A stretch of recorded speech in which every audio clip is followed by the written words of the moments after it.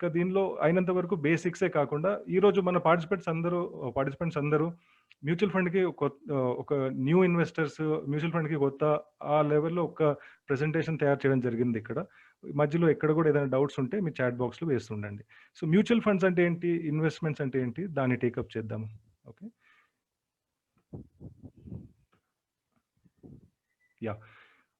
ఈరోజు ఇన్వెస్ట్‌మెంట్స్ అంటే ఏంటి? ఫస్ట్ ఆ క్వెషన్. ఇన్వెస్ట్‌మెంట్స్ ఎందుకు చేయాలి? ఇన్వెస్ట్‌మెంట్స్ అంటే ఏంటి? దాని ఇంపార్టెన్స్ ఏంటి? ఈరోజు ఇంతమంది దాని గురించి ఎందుకు ఇంట్రెస్ట్ చూపిస్తున్నారు? ఇవన్నీ మనకు తెలియని విషయాలు కాదు. కానీ కొంచెం టెక్నికల్‌గా ఉండొచ్చు సబ్జెక్ట్.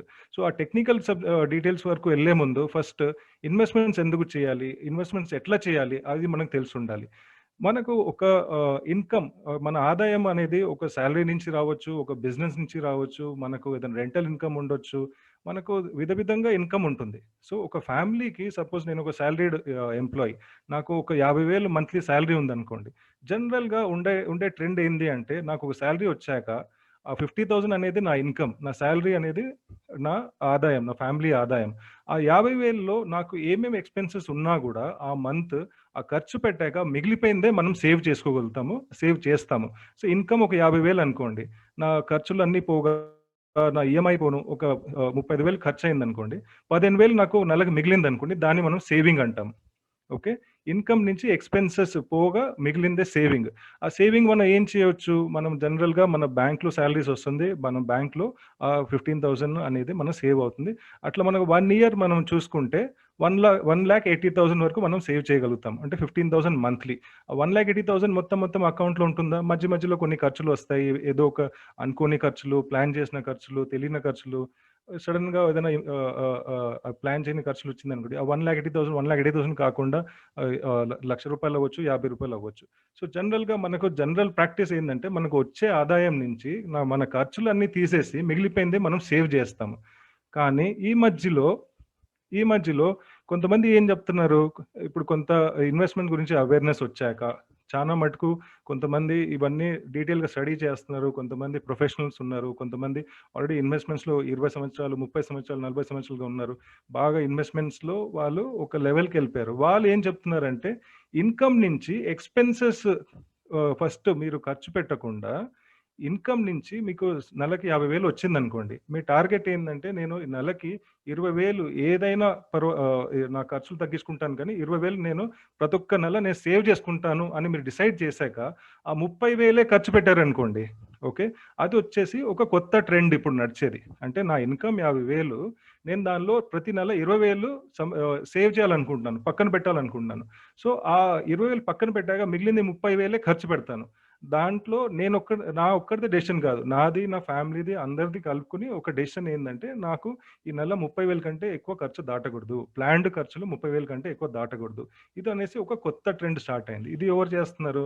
కొంత సేవింగ్స్ వల్ల బెనిఫిట్ పొందిన వాళ్ళు, సేవింగ్స్‌లో పవర్ ఏంటి తెలుసుకున్న వాళ్ళు, ఒక కంటిన్యూయస్‌గా ఒక 1 year, 3 year, 5 year, 10 years save చేసుకుంటే ఒక పెద్ద కార్పస్ బిల్డప్ అయిందంటే దాని స్ట్రెంత్ ఏంటి? దానివల్ల మనకొచ్చే ధైర్యం ఏంటి? దానివల్ల మనకొచ్చే బెనిఫిట్స్ ఏంటి? తెలుసుకున్న వాళ్ళు ఏం చేస్తున్నారు?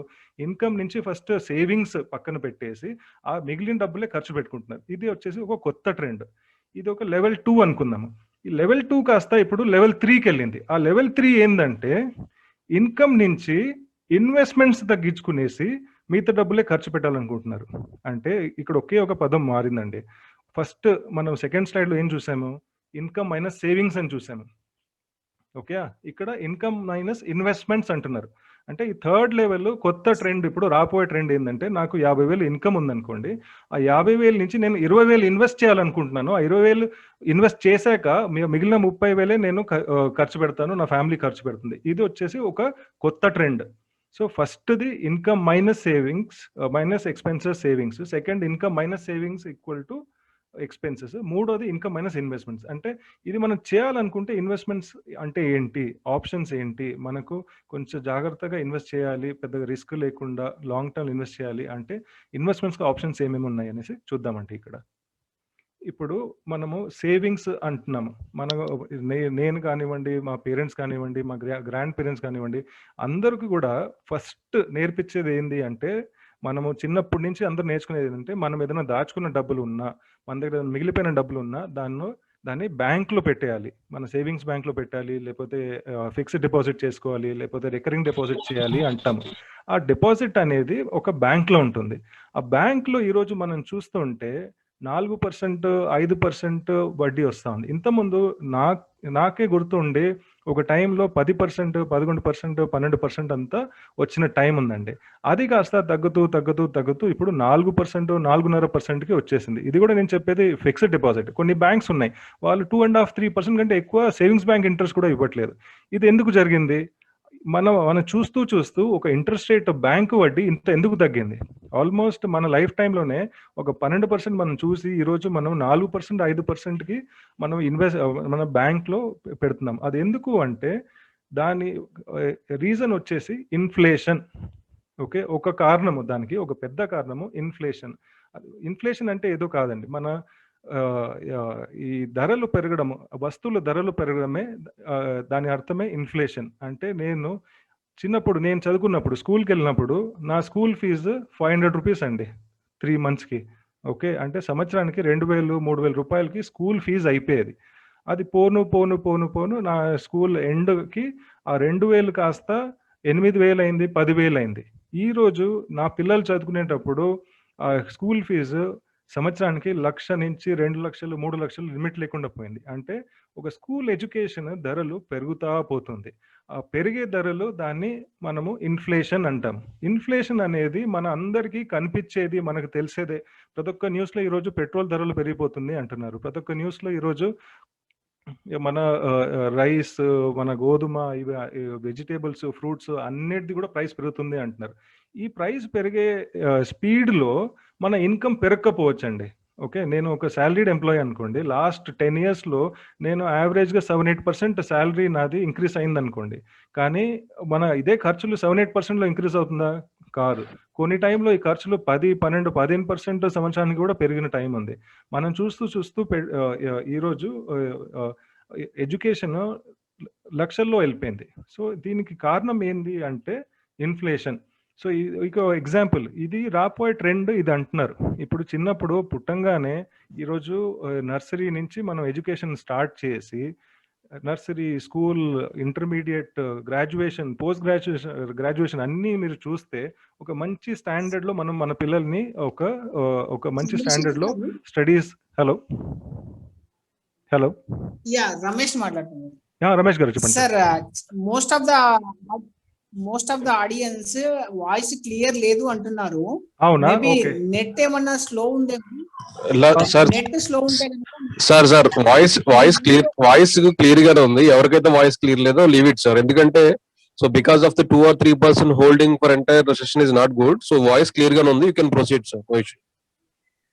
It is very much clear. Okay sir. Ramesh garu, I try to be louder అండి ఇక్కడ నుంచి. Voice is clear. Very clear గానే ఉందండి. ఎవరికైతే వినిపించలేదో వాళ్ళకి ఇంటర్నెట్ ప్రాబ్లం ఉంది. వాళ్ళని రీజాయిన్ అవ్వమని చెప్పండి. అదే బెస్ట్ అండి. ఎవరెవరికి ఆడియో క్లియర్ గా లేదో వాళ్ళతో నేను రిక్వెస్ట్ చేయడం ఏంటంటే ఒక్కసారి లాగౌట్ చేసి లాగిన్ చేయండి, కొంచెం లైన్ ఇంప్రూవ్ అవ్వచ్చండి. ఇక్కడ నుంచి ఒకసారి 2 minutes చూడండి, నేను కొంచెం నా వాయిస్ ఇంక్రీజ్ చేస్తాను, కొంచెం ఇంకా లౌడ్ గా మాట్లాడతాను. వాళ్ళకి క్లారిటీ లేకపోతే ఒకసారి లాగౌట్ చేసి లాగిన్ చేయండి. Sir what is your tempo is very good sir. You can proceed. Okay sir. Actually sir that technical problem ఏంటంటే చాలా మందికి మొబైల్ లో కనెక్ట్ అయినప్పుడు వాయిస్ ఓవర్ ఇంటర్నెట్ అని వస్తుంది. అది ఆప్షన్ కనుక సెలెక్ట్ చేసుకుంటే వాయిస్ అందరికీ వస్తుందండి. ఓకే అండి. సో నేను ఒకసారి ఇక్కడ నుంచి కంటిన్యూ చేస్తాను. ఎవరికైనా ఇబ్బంది ఉంటే ఒకసారి లాగౌట్ చేసి లాగిన్ చేయండి సార్. ఓకే, ఏదైనా ఇక్కడ నుంచే కంటిన్యూ అవుతాను.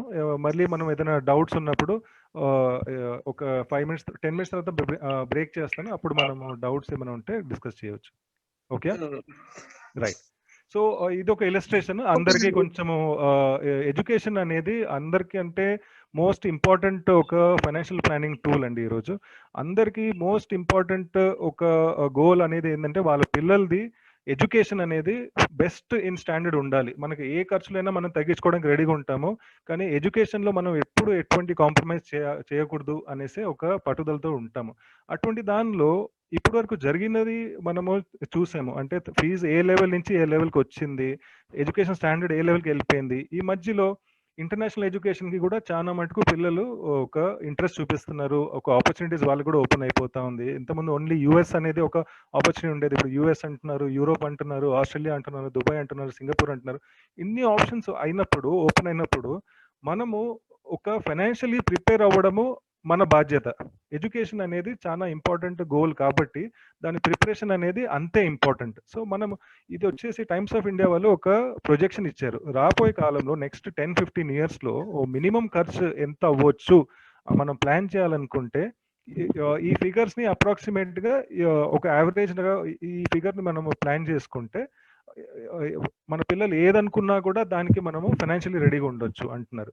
సో వాళ్ళు అనేది ఏంటంటే ఒక 67.4 lakhs అంటే 50 to 70 lakhs అయితే మీరు రెడీగా పెట్టుకోండి. పిల్లలకి అట్లీస్ట్ ఇప్పుడు నుంచి స్టార్ట్ అయినా కూడా ఒక 70 lakhs వరకు మనం ప్రిపేర్ అయ్యి ఉండొచ్చు. ఇంకా కొంత ఒక 5-6 years వరకు 7 years వరకు మనం ఆగి స్టార్ట్ చేయాలనుకుంటే 1 crore వరకు కూడా వెళ్ళొచ్చు ప్రైస్ ఎడ్యుకేషన్ కాస్ట్ అంటున్నారండి. సో ఇవన్నీ ఏంటంటే నా పాయింట్, ఈ ధరలు పెరుగుతున్నాయి. ఎడ్యుకేషనే కాదు, మనం ఒక బైక్ 30-40,000 బైక్ కొనేవాళ్ళం, ఇప్పుడు 80-90,000కి ఒక బైక్ అమ్ముతున్నారు. యాక్టివా వచ్చిన కొత్తలో 40,000 ఉండేది, ఇప్పుడు 85,000 అయిపోయింది. ఒక బేసిక్ ఒక స్కూటర్ అనేది బేసిక్ ఒక ఫ్యామిలీకి ఈరోజు ఒక మస్ట్ అండ్ షుడ్ అయిపోయిందండి. అటువంటిది ఒక 85,000 మన కంటి ముందే less than 10 yearsలో డబుల్ అయిపోయింది కాస్ట్. సో ఇన్ఫ్లేషన్ అనేది మోస్ట్ ఇంపార్టెంట్ ఒక ఫ్యాక్టర్ అండి. మనం ఎప్పుడు మర్చిపోకూడదు. ఎప్పుడు మన అన్ని ఫైనాన్షియల్ ప్లానింగ్ లో కన్సిడర్ చేయాల్సింది ఇన్ఫ్లేషన్. మనము జస్ట్ సేవింగ్స్ బ్యాంక్ లో పెట్టుకుంటే దాని రిజల్ట్ ఏంటి అని ఈ స్లైడ్ చూపిస్తుంది. సపోజ్ నేను ఒక ₹1,00,000 ఈ రోజు నా సేవింగ్స్ బ్యాంక్ అకౌంట్ లో పెట్టాను అనుకోండి, దానికి నాకు ఒక వడ్డీ ఇచ్చేది 4%. Hello yeah.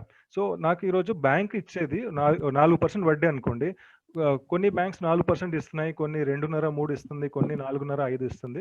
4% యావరేజ్ తీసుకుందాము.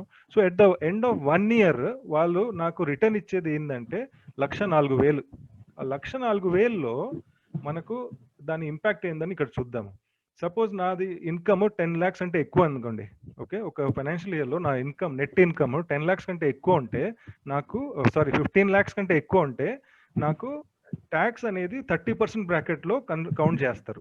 సో 15 lakhs ఎక్కువ ఇన్కమ్ ఉంటే నాకు 30% బ్రాకెట్లో నేను ట్యాక్స్ కడతా ఉంటే ఈ 4,000లో నేను మళ్ళీ 1,200 ట్యాక్స్కి కట్టుకోవాలి. సో నాకు నెట్ మీరు చూస్తే ఆ 4,000లో 4,000 రావట్లేదు, 2,700 వస్తూ ఉంది. కానీ ఇండియాలో లాస్ట్ 5 years యావరేజ్గా ఎసెన్షియల్ కమోడిటీస్ అన్నీ కూడా, ఎసెన్షియల్ వస్తువులు అన్నీ కూడా ఒక 6% per year అనేసి ప్రైసెస్ పెరుగుతూ ఉంది. ఇది అజంప్షన్ కాదు, ఇది ఒక గెస్ కాదు, ఇది యాక్చువల్గా రియల్ ఫిగర్. లాస్ట్ 5 years యావరేజ్గా మన ఎసెన్షియల్ కమోడిటీస్ అన్నీ కూడా, ఎసెన్షియల్ కమోడిటీస్ అంటే ఫుడ్, పెట్రోల్, మనీ, క్లోదింగ్, ఇవన్నీ ఒక యావరేజ్ తీసుకుని గవర్నమెంట్ పబ్లిష్ చేసిన ఫిగర్ ఏంటంటే 6% per year అనే వస్తువుల ధర పెరుగుతూ ఉంది. సో ₹6,000 మీకు ఎవ్రీ ఇయర్ మీ ప్రైసెస్ పెరుగుతుంది అంటే ఈ 1,200 ట్యాక్స్ తీసేసి ₹6,000 ఇన్ఫ్లేషన్ తగ్గించేసి యాక్చువల్గా మీ ₹1,00,000 మీద 4,000 ఇంట్రెస్ట్ వచ్చినా కూడా దాని విలువ ఒక సంవత్సరం తర్వాత 96,000 అండి. అంటే మీ 1,00,000 ఇంట్రెస్ట్ 4% ఉన్నా కూడా మీ ₹1,00,000 విలువ ఒక 1 year తర్వాత ₹1,00,000 కాదు, 97,000 దగ్గరే. అంటే మనకు ఈరోజు సేవింగ్స్ బ్యాంక్ అకౌంట్లో పెట్టుకుంటే మన లాంగ్ టర్మ్ ప్లానింగ్ ఒక సక్సెస్ఫుల్గా మనము అచీవ్ చేయడం చాలా కష్టం అయిపోతుంది. అటువంటి పరిస్థితుల్లో మనము సేవింగ్స్ బ్యాంక్ని నమ్ముకునుండి, ఎఫ్డీని నమ్ముకునుండి ఒక long term investment, long term ఏదైనా గోల్, చైల్డ్ ఎడ్యుకేషన్ కానివ్వండి, మీ రిటైర్మెంట్ కానివ్వండి, లేకపోతే ఒక హోమ్ లోన్ మీరు త్వరగా క్లోజ్ చేయాలనుకుంటున్నారు కానివ్వండి, ఒక హాలిడేకి వెళ్ళాలనుకుంటున్నారు కానివ్వండి, ఒక బిజినెస్ స్టార్ట్ అనుకున్నారు, అటువంటి ఏ ప్లానింగ్ మీరు చేసినా కూడా ఒక సేవింగ్స్ బ్యాంక్ ఇంట్రెస్ట్ రేట్ తోటి, ఒక ఎఫ్డి బ్యాంక్ ఇంట్రెస్ట్ రేట్ తోటి మీరు నమ్ముకునేసి మీ డబ్బులు మీరు దాచుకోవడానికి లేదు. సో అది వచ్చేసి ఈరోజు మనము మోస్ట్ ఇంపార్టెంట్ టాపిక్ అండి. ఇక్కడ వరకు మనం నేర్చుకున్న దానిలో అన్నిటికంటే ఇంపార్టెంట్ ఏంటంటే savings bank account, FD deposits మన లాంగ్ టర్మ్ ప్లాన్లో మనకు హెల్ప్ కాదు. సో నెక్స్ట్ ఏంటంటే అందరికంటే మనము ఈరోజు అన్నిటికంటే ఇంపార్టెంట్ ఏంటంటే చైల్డ్ ఎడ్యుకేషన్ అనుకుంటున్నాము. Okay, child education, child marriage అది చాలా ఇంపార్టెంట్. కానీ అదొక ఈవెంట్ మన లైఫ్లో. కానీ మన లైఫ్ మొత్తము మన చైల్డ్ ఎడ్యుకేషన్, మన చైల్డ్ మ్యారేజ్ కాదండి. ఒక్కసారికి వాళ్ళు ఇండిపెండెంట్ అయిపోయారు, వాళ్ళు వాళ్ళ ఎదిగిపోయారు, వాళ్ళు కంప్లీట్గా వాళ్ళ లైఫ్లో వాళ్ళు సెటిల్ అయిపోయారు అనుకోండి. ఆ తర్వాత మన జాగ్రత్తలో మనం ఉండాలంటే మన రిటైర్మెంట్ ప్లానింగ్ చాలా పక్కాగా ఉండాలి. సో సపోజ్ ఈరోజు నా ఏజ్ 40 ఇయర్స్ అనుకోండి.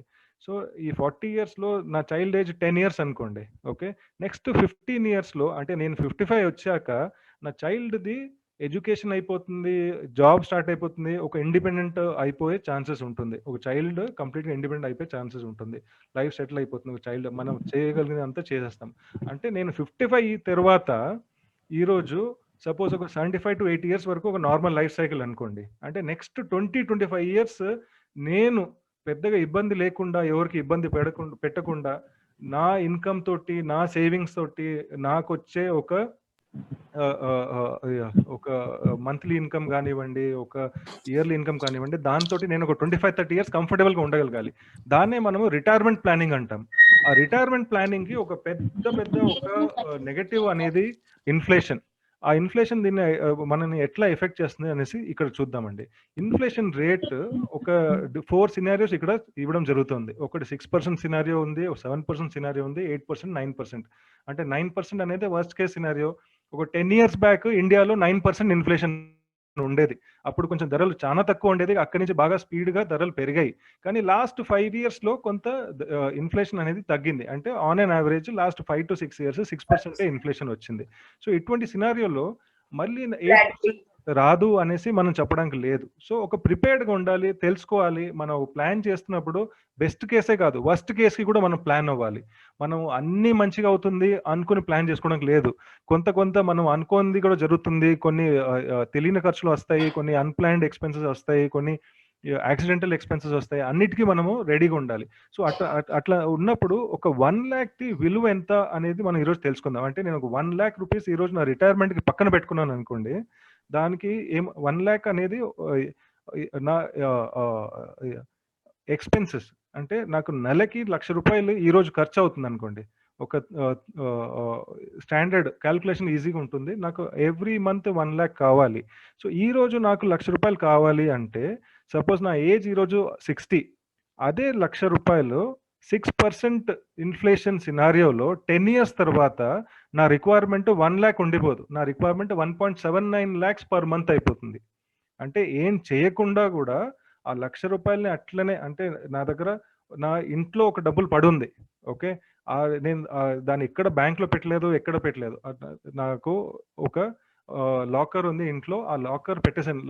నాకు ఖర్చుకి డబ్బులు నా లాకర్లో ఉందనుకోండి. సో ఈరోజు నేను 1 lakh మంత్కి ఖర్చు పెడితే 10 ఇయర్స్ తర్వాత ఆ 1 lakh తోటి నేను ఎటువంటి లైఫ్ స్టైల్ ఇంప్రూవ్ చేయకుండా, ఏ కొత్త ఖర్చు పెట్టకుండా, ఎటువంటి ఖర్చులు ఇంక్రీజ్ చేసుకోకుండా కూడా ఈరోజు నేను ఏ లైఫ్ స్టైల్ మెయింటైన్ చేస్తున్నానో అదే లైఫ్ స్టైల్ మెయింటైన్ చేయాలనుకుంటే 10 ఇయర్స్ తర్వాత నాకు 1,00,000 రూపాయలు సరిపోదు, నాకు 1.79 lakhs కావాలి. అదే 20 ఇయర్స్ తర్వాత సేమ్ లైఫ్ స్టైల్ మెయింటైన్ చేయడానికి నాకు నెలకి 3.2 lakhs కావాలి. ఓకే, అదే 7% ఇన్ఫ్లేషన్ అయిందనుకోండి, 10 ఇయర్స్ తర్వాత నాకు 1,00,000 రూపాయలు సరిపోదు, మంత్లీ 2 lakhs కావాలి నా ఉన్న కరెంట్ లైఫ్ స్టైల్ మెయింటైన్ చేసుకోవాలంటే. అంటే రిటైర్మెంట్ అయ్యాక జనాలు అనుకుంటారు ఖర్చులు తగ్గుతాయి అంటారు. కానీ మనం ఒకటి మర్చిపోకూడదు. జనరల్ గా ఒక 1 వీక్ మీరు చూస్తే ఒక లైఫ్, నేను సాలరీడ్ ఎంప్లాయీ, బిజినెస్ మ్యాన్ అయినా సాలరీడ్ అయినా, ఒక సెల్ఫ్ మీద ఒక సొంత ఒక లైఫ్ స్టైల్ ఎక్స్పెన్సెస్ అనేది ఒక వీక్ ఒక ఎగ్జాంపుల్ తీసుకుందామండి. Monday, Tuesday, Wednesday, Thursday, Friday. Okay, మన ఎక్స్పెన్సెస్ జనరల్ గా తక్కువ ఉంటాయి. అంటే మనం బయటకు వెళ్ళేది వస్తాము, బయట ఏదైనా మన పని ఉంటుంది, ఒక రెగ్యులర్ ఖర్చే ఉంటుంది. కానీ ఒక ఫ్యామిలీ మీద మనం ఖర్చు పెట్టేది ఒక సాటర్డే, సండే ఫ్యామిలీతో ఒక సినిమాకి వెళ్ళామనుకోండి, బయట తినేసి వచ్చామనుకోండి, ఊరికనే 1,000-2,000 ఈ రోజు ఖర్చు అయిపోతుంది. అంటే మన మాక్సిమం ఎక్స్పెన్స్ ఒక హాలిడే రోజు వస్తుంది.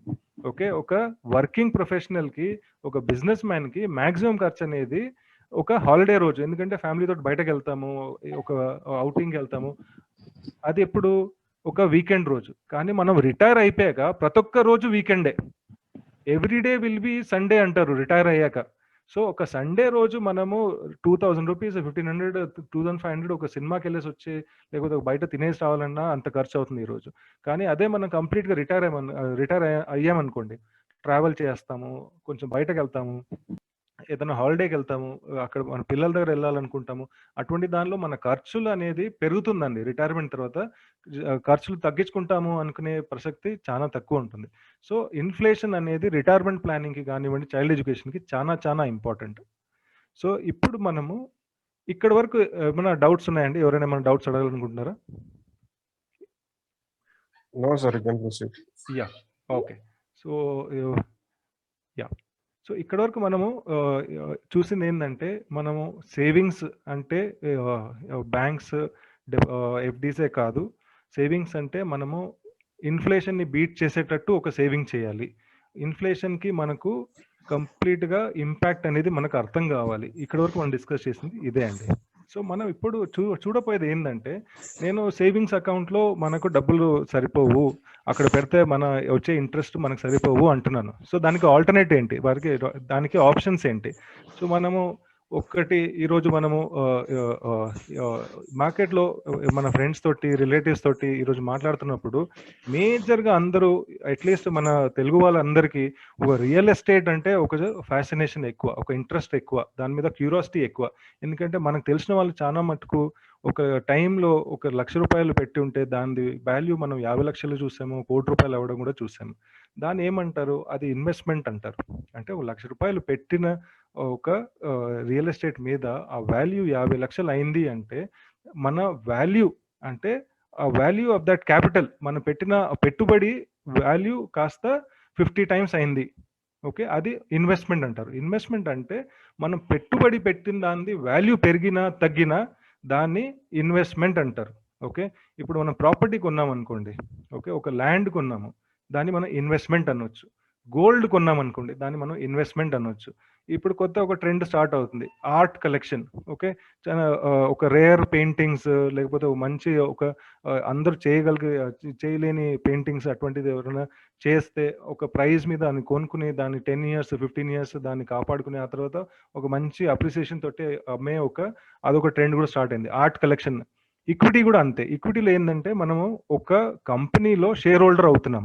అంటే ఒక కంపెనీలో మనం కూడా ఒక పార్ట్ ఓనర్, ఒక మైనారిటీ షేర్ హోల్డర్ అవుతున్నాము. సో మనం పెట్టే పెట్టుబడి వాల్యూ పెరగొచ్చు, తగ్గొచ్చు, అది ఇన్వెస్ట్మెంట్. ఇదే ఒక కేటగిరీ, ఇదే ఒక స్టైల్లో మనం మ్యూచువల్ ఫండ్స్లో కూడా ఇన్వెస్ట్ చేయవచ్చు. మ్యూచువల్ ఫండ్లో కూడా మనం పెట్టే పెట్టుబడి పెరగొచ్చు, తగ్గొచ్చు, దాన్ని ఇన్వెస్ట్మెంట్ కింద మనము ట్రీట్ చేయవచ్చు. ఇది ఒక ఇన్వెస్ట్మెంట్ అంటారు దీన్ని. కానీ ఇంకొక కేటగిరీ ఏంటంటే ఇన్కమ్ జనరేటింగ్ ఆప్షన్స్ కూడా ఉంటాయండి. ఓకే, సేవింగ్స్ ఆప్షన్ అంటే మనం బ్యాంక్స్, ఎఫ్డీస్ చూసాము. ఇన్వెస్ట్మెంట్స్ అంటే ప్రాపర్టీ ఉండొచ్చు, మ్యూచువల్ ఫండ్ ఉండొచ్చు, ఈక్విటీస్ ఉండొచ్చు, గోల్డ్ ఉండొచ్చు. కానీ ఇన్కమ్ జనరేషన్, ఇప్పుడు నేను రిటైర్ అయిపోతే నా ఖర్చులు అనేది నెల ఖర్చులు ఉంటాయి. ఓకే, సో నాకు ఒక ల్యాండ్ తీసుకుంటే దానివల్ల నాకు ఏ నెల ఖర్చుకి పనికిరాదు. సో ఒక నెల ఖర్చులు వచ్చేటట్టు ఒక రిక్వైర్మెంట్స్ కూడా ఉంటుంది. కస్టమర్స్కి కొంతమంది ఉంటారు, కొంతమంది ఇన్వెస్టర్స్ ఉంటారు, వాళ్ళకి ఏంటంటే పెడితే దానిలో నెలకి ఎంతో అంత ఇన్కమ్ రావాలి అనేసి. దానికి మనకు ఆప్షన్స్ ఏంటి అంటే బాండ్స్. కొన్ని కంపెనీస్లో మనము షేర్ కొనుక్కుంటే దాన్ని మనం ఈక్విటీ షేర్ హోల్డింగ్ అంటాం. కానీ అదే కంపెనీ మనకు వాళ్ళ షేర్ అమ్మకుండా మన దగ్గర నుంచి వాళ్ళు అప్పు తీసుకున్నారు అనుకోండి, మన దగ్గర ఒక ₹1,00,000 అప్పు తీసుకుని వాళ్ళు చెప్పడం ఏంటంటే, సంవత్సరం తర్వాత మీ ₹1,00,000 మీకు రిటర్న్ ఇస్తాను, దీంతో పాటు ₹7,000 వడ్డీ కూడా ఇస్తాను. దాన్ని బాండ్స్ అంటారు. మనం డైరెక్ట్గా కొన్ని కంపెనీస్కి మనము వడ్డీ కూడా డబ్బులు ఇవ్వచ్చు, దాన్ని బాండ్స్ అంటారు. అట్లనే నేషనల్ సేవింగ్ సర్టిఫికేట్ ఉన్నాయి, కిసాన్ వికాస్ పత్ర ఉన్నాయి. ఇది గవర్నమెంట్ ఇచ్చే కొన్ని స్కీమ్స్ ఉన్నాయి. గవర్నమెంట్ కూడా వాళ్ళకి ఎప్పుడెప్పుడు ఏదైనా స్కీమ్స్ కోసం డబ్బులు కావాల్సి ఉంటే మనలాంటి రీటైల్ ఇన్వెస్టర్స్ దగ్గర, మనలాంటి సేవింగ్స్ చేయాలనుకున్న వాళ్ళ దగ్గర డబ్బులు గవర్నమెంట్ రేస్ చేసింది అనుకోండి, వాళ్ళు మనకి వడ్డీ ఇస్తారు దాని మీద. సో ఆ వడ్డీ అనేది క్వార్టర్లీ ఉండొచ్చు, హాఫ్ ఇయర్లీ ఉండొచ్చు, ఇయర్లీ వన్స్ ఉండొచ్చు. సో మళ్ళీ పబ్లిక్ ప్రావిడెంట్ ఫండ్ ఉంది, దానిలో కూడా వడ్డీ ఇస్తారు. బ్యాంక్స్ కొన్ని కంపెనీస్ కూడా డిపాజిట్ రేస్ చేస్తారు. బ్యాంక్ కూడా మనకు మంత్లీ ఇన్కమ్ ఇస్తుంది. మ్యూచువల్ ఫండ్లో కూడా అటువంటి ఆప్షన్స్ ఉన్నాయి. సో ఇక్కడ మీరు చూస్తే, మీరు మ్యూచువల్ ఫండ్స్ అనేది ఒక వాల్యూ అప్రిసియేషన్ కి కూడా పెట్టొచ్చు. అట్లనే మ్యూచువల్ ఫండ్ అనేది ఒక ఇన్కమ్ జనరేషన్ కూడా ఒక ఆప్షన్ లాగా మీరు ట్రీట్ చేయొచ్చు. సో మ్యూచువల్ ఫండ్ 2 రిక్వైర్మెంట్ కి మనకు ఆప్షన్స్ ఇస్తాయండి. సో ఇప్పుడు మనము ఒక ఇన్వెస్టర్ అనేది ఇక్కడ వరకు మనం చూస్తే ఆప్షన్స్ ఏమేమి ఉన్నాయి, ఒక గ్రోత్ ఇన్ మన పెట్టే పెట్టుబడికి గ్రోత్ రావాలంటే ఆప్షన్స్ ఏమున్నాయి, లేదు నాకు నెలకి ఇంత ఇన్కమ్ కావాలంటే ఆప్షన్స్ ఏమున్నాయి చూసాము. ఇప్పుడు మనం చూడపోయేది ఏంటంటే అందరికీ ఒక రిస్క్ అపిటైట్ అని అంటారండి. మనం ఇన్వెస్ట్మెంట్ చేస్తుంటే రిస్క్ అపిటైట్ అంటే అందరికీ ఒక వేరు ఒక ఇన్వెస్ట్మెంట్ స్టైల్ ఉంటుంది. స్టైల్ అంటే నేను పెట్టే పెట్టుబడికి అస్సలు రిస్క్ ఉండకూడదు. అంటే నేను ₹1,00,000 పెడుతున్నాను, ఎట్టి పరిస్థితుల్లో కూడా నా ₹1,00,000 తగ్గకూడదు అనేసి నాది ఒక రిస్క్ కేటగిరీ నాదది. దాని అర్థం ఏంటంటే నా క్యాపిటల్ ప్రిజర్వ్ అవ్వాలి. ₹1,00,000 ఒక ₹100 కూడా నాకు వడ్డీ ఇవ్వాల్సిన అవసరం లేదు, కానీ ఆ ₹1,00,000 తగ్గొద్దు. అంటే capital preservation number 1 most conservative investor. అటువంటి వాళ్ళకి ఆప్షన్స్ ఏమున్నాయి? సేవింగ్స్ బ్యాంక్ అకౌంట్లు పెట్టుకుంటే మన డబ్బులు చాలా safe. SBI, ICICI, HDFC, axis ఇటువంటి బ్యాంక్స్ ఉన్నాయి. అక్కడ అస్సలు మన డౌట్ లేకుండా మన డబ్బులు వాళ్ళ అకౌంట్లో పెట్టవచ్చు. మనకు వాళ్ళు ఎంత ఇంట్రెస్ట్ ఇస్తున్నారు అది సెకండరీ, కానీ మోస్ట్ ఇంపార్టెంట్ థింగ్ ఒక బ్యాంక్లో ఏంటంటే మన పెట్టిన అమౌంట్ చాలా సేఫ్. అటువంటిది ఇంకొక ఆప్షన్ ఏంటంటే పబ్లిక్ ప్రావిడెంట్ ఫండ్. సో ఇది గవర్నమెంట్ ఒక ఆప్షన్ అండి. పబ్లిక్ ప్రావిడెంట్ ఫండ్లో మనం పెట్టాము అంటే అక్కడ కూడా జీరో రిస్క్. వాళ్ళు ఎంత ఇంట్రెస్ట్ ఇస్తున్నారు దాని పక్కన పెడితే ఈ రోజు వరకు హిస్టరీలో కూడా ఎప్పుడు ఒక డిఫాల్ట్ జరిగింది లేదు, మన డబ్బులు మనకు రాని పరిస్థితి అస్సలు ఎప్పుడు రాలేదు. సో చాలా సేఫ్ పబ్లిక్ ప్రావిడెంట్ ఫండ్. ఇంకొకటి క్యాష్ ఫండ్స్ అంటారు. మ్యూచువల్ ఫండ్లో ఒక ఫండ్ ఉంటుంది, దాని పేరు క్యాష్ ఫండ్. అంటే అక్కడ కూడా మ్యూచువల్ ఫండ్ కూడా అటువంటి ఆప్షన్స్ ఇస్తుంది మనకు. అంటే నా క్యాపిటల్ కంప్లీట్గా రిస్క్ ఫ్రీ ఉండాలి, నాకు అస్సలు లాస్ రాకూడదు, అటువంటి ఆప్షన్స్ కూడా ఉన్నాయి మ్యూచువల్ ఫండ్స్లో. ఇది ఫస్ట్ రిస్క్ కేటగిరీ అండి. సెకండ్ రిస్క్ కేటగిరీ ఏంటంటే నేను మీకు డబ్బులు ఇస్తాను, నాకు కంప్లీట్గా సేఫ్టీ కాదు, నేను పెట్టే ₹1,00,000 మీద నాకు అట్లీస్ట్ ఒక బ్యాంక్ కంటే ఒక 1%, 0.5%, 2% ఎక్కువ నాకు రిటర్న్ కావాలి అనేసి కొంత క్లయింట్స్ అంటారు. అంటే ఇది జీరో రిస్క్ కాదు, మార్జినల్ రిస్క్, కానీ చాలా మినిమం రిస్క్ ఇక్కడ. కానీ ఇక్కడ క్లయింట్ మన ఇన్వెస్టర్ రిక్వైర్మెంట్ ఏంటంటే, తన రిస్క్ అపిటైట్ ఏంటంటే బ్యాంక్ వడ్డీ కన్నా కూడా కొంత ఎక్కువ రావాలి అనుకుంటున్నారు. సో అటువంటి దానిలో ఆప్షన్స్ ఏంటంటే సేవింగ్స్ బ్యాంక్ అంటే ఎక్కువ ఇచ్చేది మనకు ఎఫ్డి అనే ఆప్షన్, ఫిక్స్డ్ డిపాజిట్. అది అందరికీ తెలిసిన విషయము.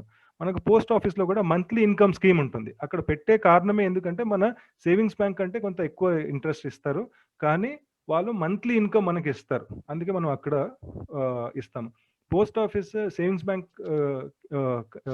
అంతే, అది కూడా సేఫ్, కానీ కొంత ఎక్కువ రిటర్న్ వాళ్ళు ఎందుకు ఇవ్వగలుగుతున్నారు అంటే వాళ్ళు బ్యాంక్ కాదు. పోస్ట్ ఆఫీస్లో రేపు ఏదైనా ఇష్యూ వచ్చిందంటే, ఇప్పుడు వచ్చిన హిస్టరీలో వచ్చిన ప్రాబ్లం వచ్చిన టైం అయితే లేదండి, రాదు కూడా, కానీ అది ఒక బ్యాంక్ కాదు. ఆర్బీఐ అనే ఒక ఎంటిటీ ఉంది, సెంట్రల్ బ్యాంక్. ఈ అన్ని బ్యాంక్స్ కి ఆర్బీఐ ఒక సేఫ్టీ నెట్. బ్యాంక్స్ కొలాప్స్ అవ్వకుండా ఆర్బీఐ చూసుకుంటుంది. అట్లా పోస్ట్ ఆఫీస్ కి ఎటువంటి సేఫ్టీ నెట్ లేదు, గవర్నమెంటే రావాలి పోస్ట్ ఆఫీస్ని ఆదుకోవడానికి. ఇప్పుడు మన పోస్ట్ ఆఫీస్ జరిగిందంటే వాళ్ళ ఫైనాన్షియల్ మేనేజ్మెంట్ సరిగ్గా చేసుకోలేకపోతే వాళ్ళకి సేఫ్టీ నెట్ ఆర్బీఐ లేదు, గవర్నమెంటే రావాలి. అందుకే కొంత బ్యాంక్ అంటే కొంత రిస్కీ పోస్ట్ ఆఫీస్, కానీ అక్కడ మనకు మంత్లీ ఇన్కమ్ స్కీమ్ తీసుకున్నాం అనుకోండి, మంత్లీ ఇన్కమ్ వస్తుంది. అటువంటి కేటగిరీలోనే మ్యూచువల్ ఫండ్స్ కూడా డెట్ ఫండ్స్ అనే ఆప్షన్ తీసుకొచ్చింది. ఇక్కడ కూడా చాలా సేఫ్ ఇన్స్ట్రుమెంట్స్ ఉన్నాయి. మనము ఎఫ్డి కంటే ఒక 1 to 2% ఎక్స్ట్రా ఇక్కడ మనం ఎక్స్పెక్ట్ చేయవచ్చు. అట్లా అని చెప్పేసి కంప్లీట్గా రిస్క్ ఫ్రీ కాదు, కంప్లీట్గా జీరో రిస్క్ కాదు, ఒక సేవింగ్స్ బ్యాంక్ లాగా రిస్క్ ఫ్రీ కాదు, కొంత రిస్క్ ఉంటుంది. అందుకే మనము ఇక్కడ ఒక 1 to 2% ఎక్స్ట్రా ఎక్స్పెక్ట్ చేస్తాము. అట్లా అని చెప్పేసి మన డబ్బులు ఇక్కడ ₹1,00,000 కాస్త 80,000 అయిపోతుంది, 70,000 అయిపోతుంది, ఆ ఛాన్సెస్ చాలా రేర్ అండి. కానీ ఇక్కడ మన హిస్టరీలో మనం చూస్తే లాస్ట్ 20 yearsగా ఇటువంటి ఫండ్స్ ఎక్కువ మటుకు చాలా కన్సిస్టెంట్గా ఒక సేవింగ్స్ బ్యాంక్ అంటే ఒక 1-2% ఎక్కువ ఇస్తూ వచ్చింది. మ్యూచువల్ ఫండ్లో ఇటువంటి ఒక కేటగిరీ కూడా ఉందండి. మూడోది ఏంటంటే హై రిస్క్ హై రిటర్న్ అనే ఒక క్లయింట్స్ ఉంటారు. వాళ్ళు ఏమంటారు, సో నాకు మినిమం రిక్వైర్మెంట్ ఎంతో నేను అది పక్కన పెట్టేశాను, నేను అది ఫిక్స్డ్ డిపాజిట్ చేశాను, లేకపోతే సేవింగ్స్ బ్యాంక్ అకౌంట్లో పెట్టాను, లేకపోతే మ్యూచువల్ ఫండ్లో క్యాష్ ఫండ్లు పెట్టాను, మ్యూచువల్ ఫండ్ డెట్ ఫండ్లు పెట్టాను, నాకు కంప్లీట్గా సేఫ్టీ ఉన్న ఒక రిక్వైర్మెంట్ ఎంత ఉందో, నాకు బేర్ మినిమం ఎంత కావాలో అంత నేను పక్కన పెట్టుకున్నాను. దానికంటే ఎక్కువ నాకు ఎంత ఇది మిగిలిపోయిందో, సేవింగ్స్ చేసుకుని ఎంత మిగిలిపోయిందో అది నేను కొంచెం రిస్క్ ఉండే ఒక ఇన్స్ట్రుమెంట్లో పెడతాను. సో ఈ మూడో రిస్క్ కేటగిరీ ఏంటంటే హై రిస్క్ కేటగిరీ. సో వీళ్ళు ఎటువంటి ఇన్వెస్ట్మెంట్స్ చేస్తారు జనరల్గా ఇటువంటి ఇన్వెస్టర్స్? రియల్ ఎస్టేట్లో పెడతారు, లేకపోతే గోల్డ్లో పెడతారు. గోల్డ్లో కూడా మనం చూస్తుంటే ఒక 25-30 ఇయర్స్ బ్యాక్ నుంచి అయితే గోల్డ్ అయితే కన్సిస్టెంట్గా పాజిటివ్నే ఇస్తుంది. కానీ మధ్యలో గోల్డ్ కొంత లాస్ కూడా ఇచ్చే ఇన్స్టెన్సెస్ ఉన్నాయండి. ఒక 2 months బ్యాక్ ఎవరైనా గోల్డ్ ఇన్వెస్ట్ చేస్తుంటే ఆ గోల్డ్ ధర అప్పటి నుంచి ఇప్పుడు ఒక 15% తగ్గింది. అంటే గోల్డ్ కూడా అప్పుడప్పుడు మధ్యలో కొన్ని పీరియడ్స్లో నెగిటివ్ రిటర్న్ ఇస్తుంది. అందుకే గోల్డ్ కూడా కంప్లీట్గా సేఫ్ ఇన్స్ట్రుమెంట్ కాదు, అది కూడా కొంత రిస్కీ ఇన్వెస్ట్మెంట్ అని అంటారు. సేమ్ రియల్ ఎస్టేట్ కూడా ప్రతి ఒక్క మనము ఎప్పుడు కూడా మన ఫ్రెండ్స్ ఫ్యామిలీలో ఏదైనా రియల్ ఎస్టేట్లో వాళ్ళు చాలా మంచి రిటర్న్ సంపాదించుకుంటేనే వాళ్ళు మనకు చెప్తారు. కానీ ఒక 100లో ఒక 10-15 మంది రియల్ ఎస్టేట్లో చాలా మంచి రిటర్న్స్ చూస్తుంటారు. కానీ ఒక 80-85 మంది జనరల్గా వాళ్ళు రిటర్న్ చూసుండరు, లాస్ చూసుంటారు. కానీ అటువంటి వాళ్ళు జనరల్గా ఆ విషయం బయట పెట్టరు. సో నేను చెప్పడం ఏంటంటే రియల్ ఎస్టేట్లో కూడా ఎప్పుడు కూడా మనం చూస్తున్నప్పుడు పాజిటివ్ ఎగ్జాంపుల్స్ ఎక్కువ మనకు డిస్కస్ చేయడం జరుగుతుంది. పాజిటివ్ ఎగ్జాంపుల్స్ ఎప్పుడు ఒక న్యూస్ లాగా బయటకు వస్తుంది. నెగిటివ్ ఎగ్జాంపుల్స్ చాలా తక్కువ జనాలు మాట్లాడతారు. ఆ ఇంట్రెస్ట్ అనేది పెద్దగా చూపించుకోరు. నాకు ఇంత లాస్ వచ్చేసింది, రియల్ ఎస్టేట్లో నేను పెట్టాను, అది 20 yearsగా వాల్యూ అట్లనే ఉంది, నాకు లాక్ ఇన్ అయిపోయింది, అక్కడ డబ్బులు బయటకు రాలేదు, అదన్నీ ఎవరు చూపించుకోరు. సో రియల్ ఎస్టేట్ కొంత హై రిస్క్ ఇన్వెస్ట్మెంట్. ఈక్విటీలో కూడా high risk high returns, high risk లో రిటర్న్స్, ఈ 2 సినారియోస్ కూడా ఉంది. కానీ రియల్ ఎస్టేట్, గోల్డ్, ఈక్విటీ నేను ఫస్ట్లో చెప్పాను కదండి, ఒక 15 years 20 years 25 years 10 years కంటిన్యూస్గా మనం ఇన్వెస్ట్ చేస్తుంటే ఈ అన్ని అసెట్ క్లాసెస్ ఇండియాలో రియల్ ఎస్టేట్ కూడా, గోల్డ్ కూడా, ఈక్విటీ కూడా కన్సిస్టెంట్గా చాలా మంచి రిటర్న్స్ ఇచ్చింది. లాంగ్ టర్మ్ ఇన్వెస్టర్స్కి ఎప్పుడు కూడా ఈ ఇన్వెస్ట్మెంట్స్ ఎక్కువ మన ఇండియాలో లాసెస్ ఇవ్వలేదు. సేవింగ్స్ బ్యాంక్ కన్నా కూడా, ఫిక్స్డ్ డిపాజిట్ కన్నా కూడా ఎక్కువ రిటర్న్స్ ఇచ్చింది ఈ. So high risk high return అనేది లాంగ్ టర్మ్ ఇన్వెస్ట్మెంట్లో ఎక్కువ మటుకు మ్యాక్సిమం టైమ్స్ వర్కౌట్ అయింది మన ఇన్వెస్టర్స్కి ఇండియాలో. సో ఒక ఇన్వెస్ట్మెంట్ మనం చేస్తున్నప్పుడు మోస్ట్ ఇంపార్టెంట్ ఏంటి, మన ఏ జాగ్రత్తలు పడాలి? సో ఇన్వెస్ట్మెంట్ అనేది మనం చూసాము, మనం కావాలంటే రియల్ ఎస్టేట్లో చేయొచ్చు, గోల్డ్లో చేయొచ్చు, ఈక్విటీలో చేయొచ్చు.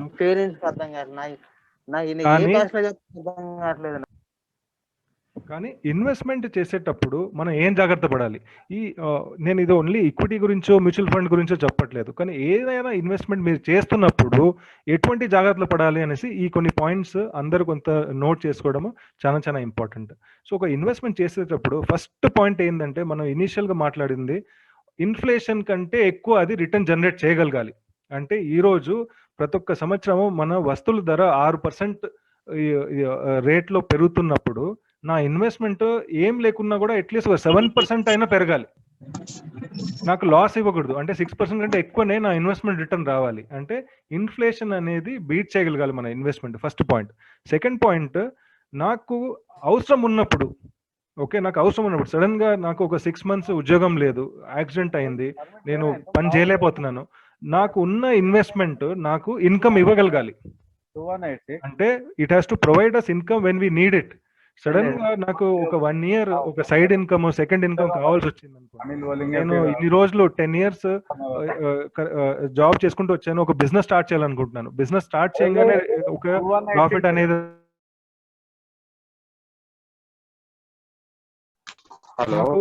హలో పెట్టేయండి మీరే. సార్ ఒకసారి ఎవరు మాట అందరిని మ్యూట్ లో పెట్టేసి మీరు అన్మ్యూట్ అవ్వండి సార్. చాలు. ఇప్పుడే చేసాం అట్లా. సో ఇప్పటి వరకు మనం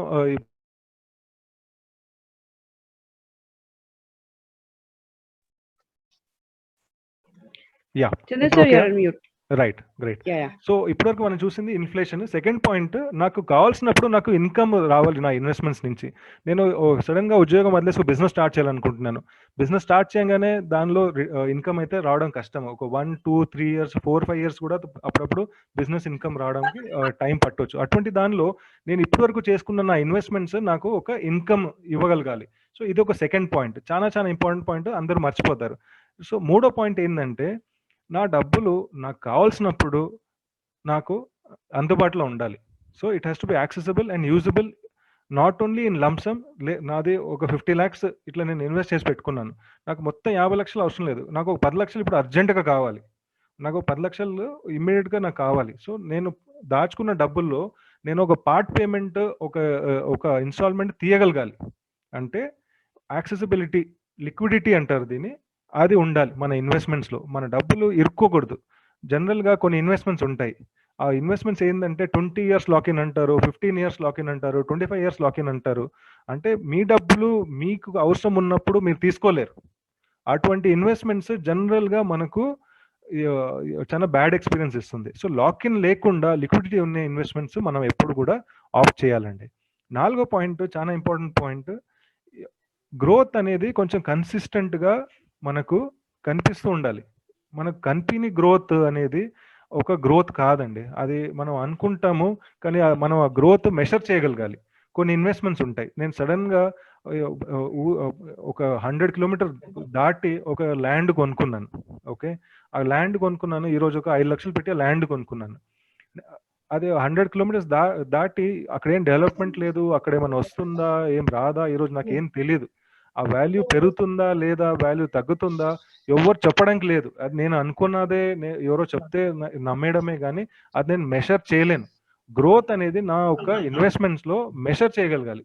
so value appreciation over time నేను మెషర్ చేయగలగాలి. Last and another very important point ఏంటంటే నాకు వాల్యుయేషన్ ఉంటే సరిపోదు, అది నేను అమ్మగలగాలి. ఇప్పుడు సడన్ గా నేను నా బిజినెస్ కొలాప్స్ అయింది అనుకోండి. ఓకే, నా దగ్గర కొన్ని అసెట్స్ ఉన్నాయి, ఫ్యాక్టరీ ఉంది, ఒక ల్యాండ్ ఉంది. అందరికీ తెలుసు నా బిజినెస్ కొలాప్స్ అయింది, నేను ఇప్పుడు అసెట్స్ అమ్మే పరిస్థితి వచ్చేసింది. సో వాళ్ళు నా దగ్గర ఆ అసెట్స్ కొనుక్కునేటప్పుడు దాని ఫేర్ వాల్యూ ఇవ్వకపోవచ్చు. వాళ్ళు అప్పుడు చెప్పొచ్చు నా దగ్గర లేదు నీకు ఇది 1 కోటి రూపాయలు నువ్వు అనుకుంటున్నావు, నేను అంత ఇవ్వలేను, నేను 70 లక్షలు ఇస్తాను, నీకు అవసరం కదా ఇమ్మీడియట్ గా ఇస్తాను, తీసుకుంటావా అని అడుగుతారు. అంటే నా వాల్యూ నేను రియలైజ్ చేయగలగాలి. యా हिमांशु म्यूट करेंगे क्या? फुटबॉल తింటాడా ప్లేట్ చిన్న? Yes, Chandra. Am I audible? Chandra sir muted everybody, మీరు ఒకసారి అన్మ్యూట్ చేసుకోండి సార్. ఓకే షూర్, ఇప్పుడు ఓకే కదా? యా, సో నా ఇన్వెస్ట్మెంట్స్ అనేది నేను నా ఉన్న వాల్యూ మొత్తం తీయగలగాలి. ఇప్పుడు కొన్ని చెప్తున్నాను అనుకోద్దు, కొన్ని ఇన్సూరెన్స్ పాలసీస్ ఉంటాయి. ఓకే, దాని వాల్యూ అనేది ఒక 10 లక్షలు చూపించింది అనుకోండి, కానీ నేను సరెండర్కి వెళ్తే వాళ్ళు చెప్తారు 10 లక్షలు కాదు నేను 8 లక్షలే ఇస్తాను, దీనిలో 2 lakhs నాకు చార్జెస్లో పోతాయి అంటారు. కొన్ని పాలసీస్ ఉంటాయి, ట్రెడిషనల్ పాలసీ ఉంటాయి. సో విధంగా ఎట్లో ఒకటి మనకు ఉన్న వాల్యూ మనం తీసుకోలేకుండా కొన్ని అడ్డంకాలు ఉంటాయి, అవి లేకుండా చూసుకోవాలి. సో ఒకసారి రిపీట్ చేస్తాను, మన ఇన్వెస్ట్మెంట్స్ ఇన్ఫ్లేషన్ బీట్ చేయగలగాలి. మనకు కావాల్సినప్పుడు రెగ్యులర్గా దాని నుంచి ఇన్కమ్ వచ్చే ఒక ఆప్షన్ ఉండాలి. ఇంకా నా డబ్బులు నాకు అవసరం ఉన్నప్పుడు పార్ట్ పేమెంట్ అయినా ఫుల్ పేమెంట్ అయినా రాగలగాలి. గ్రోత్ అనేది నేను మెషర్ చేయగలగాలి. 5th పాయింట్ ఏంటంటే నా ఇన్వెస్ట్మెంట్ వాల్యూ ఎంత ఉందో అది నాకు రిటర్న్ వచ్చేటట్టు ఒక ఇది ఉండాలి, ఆప్షన్ ఉండాలి.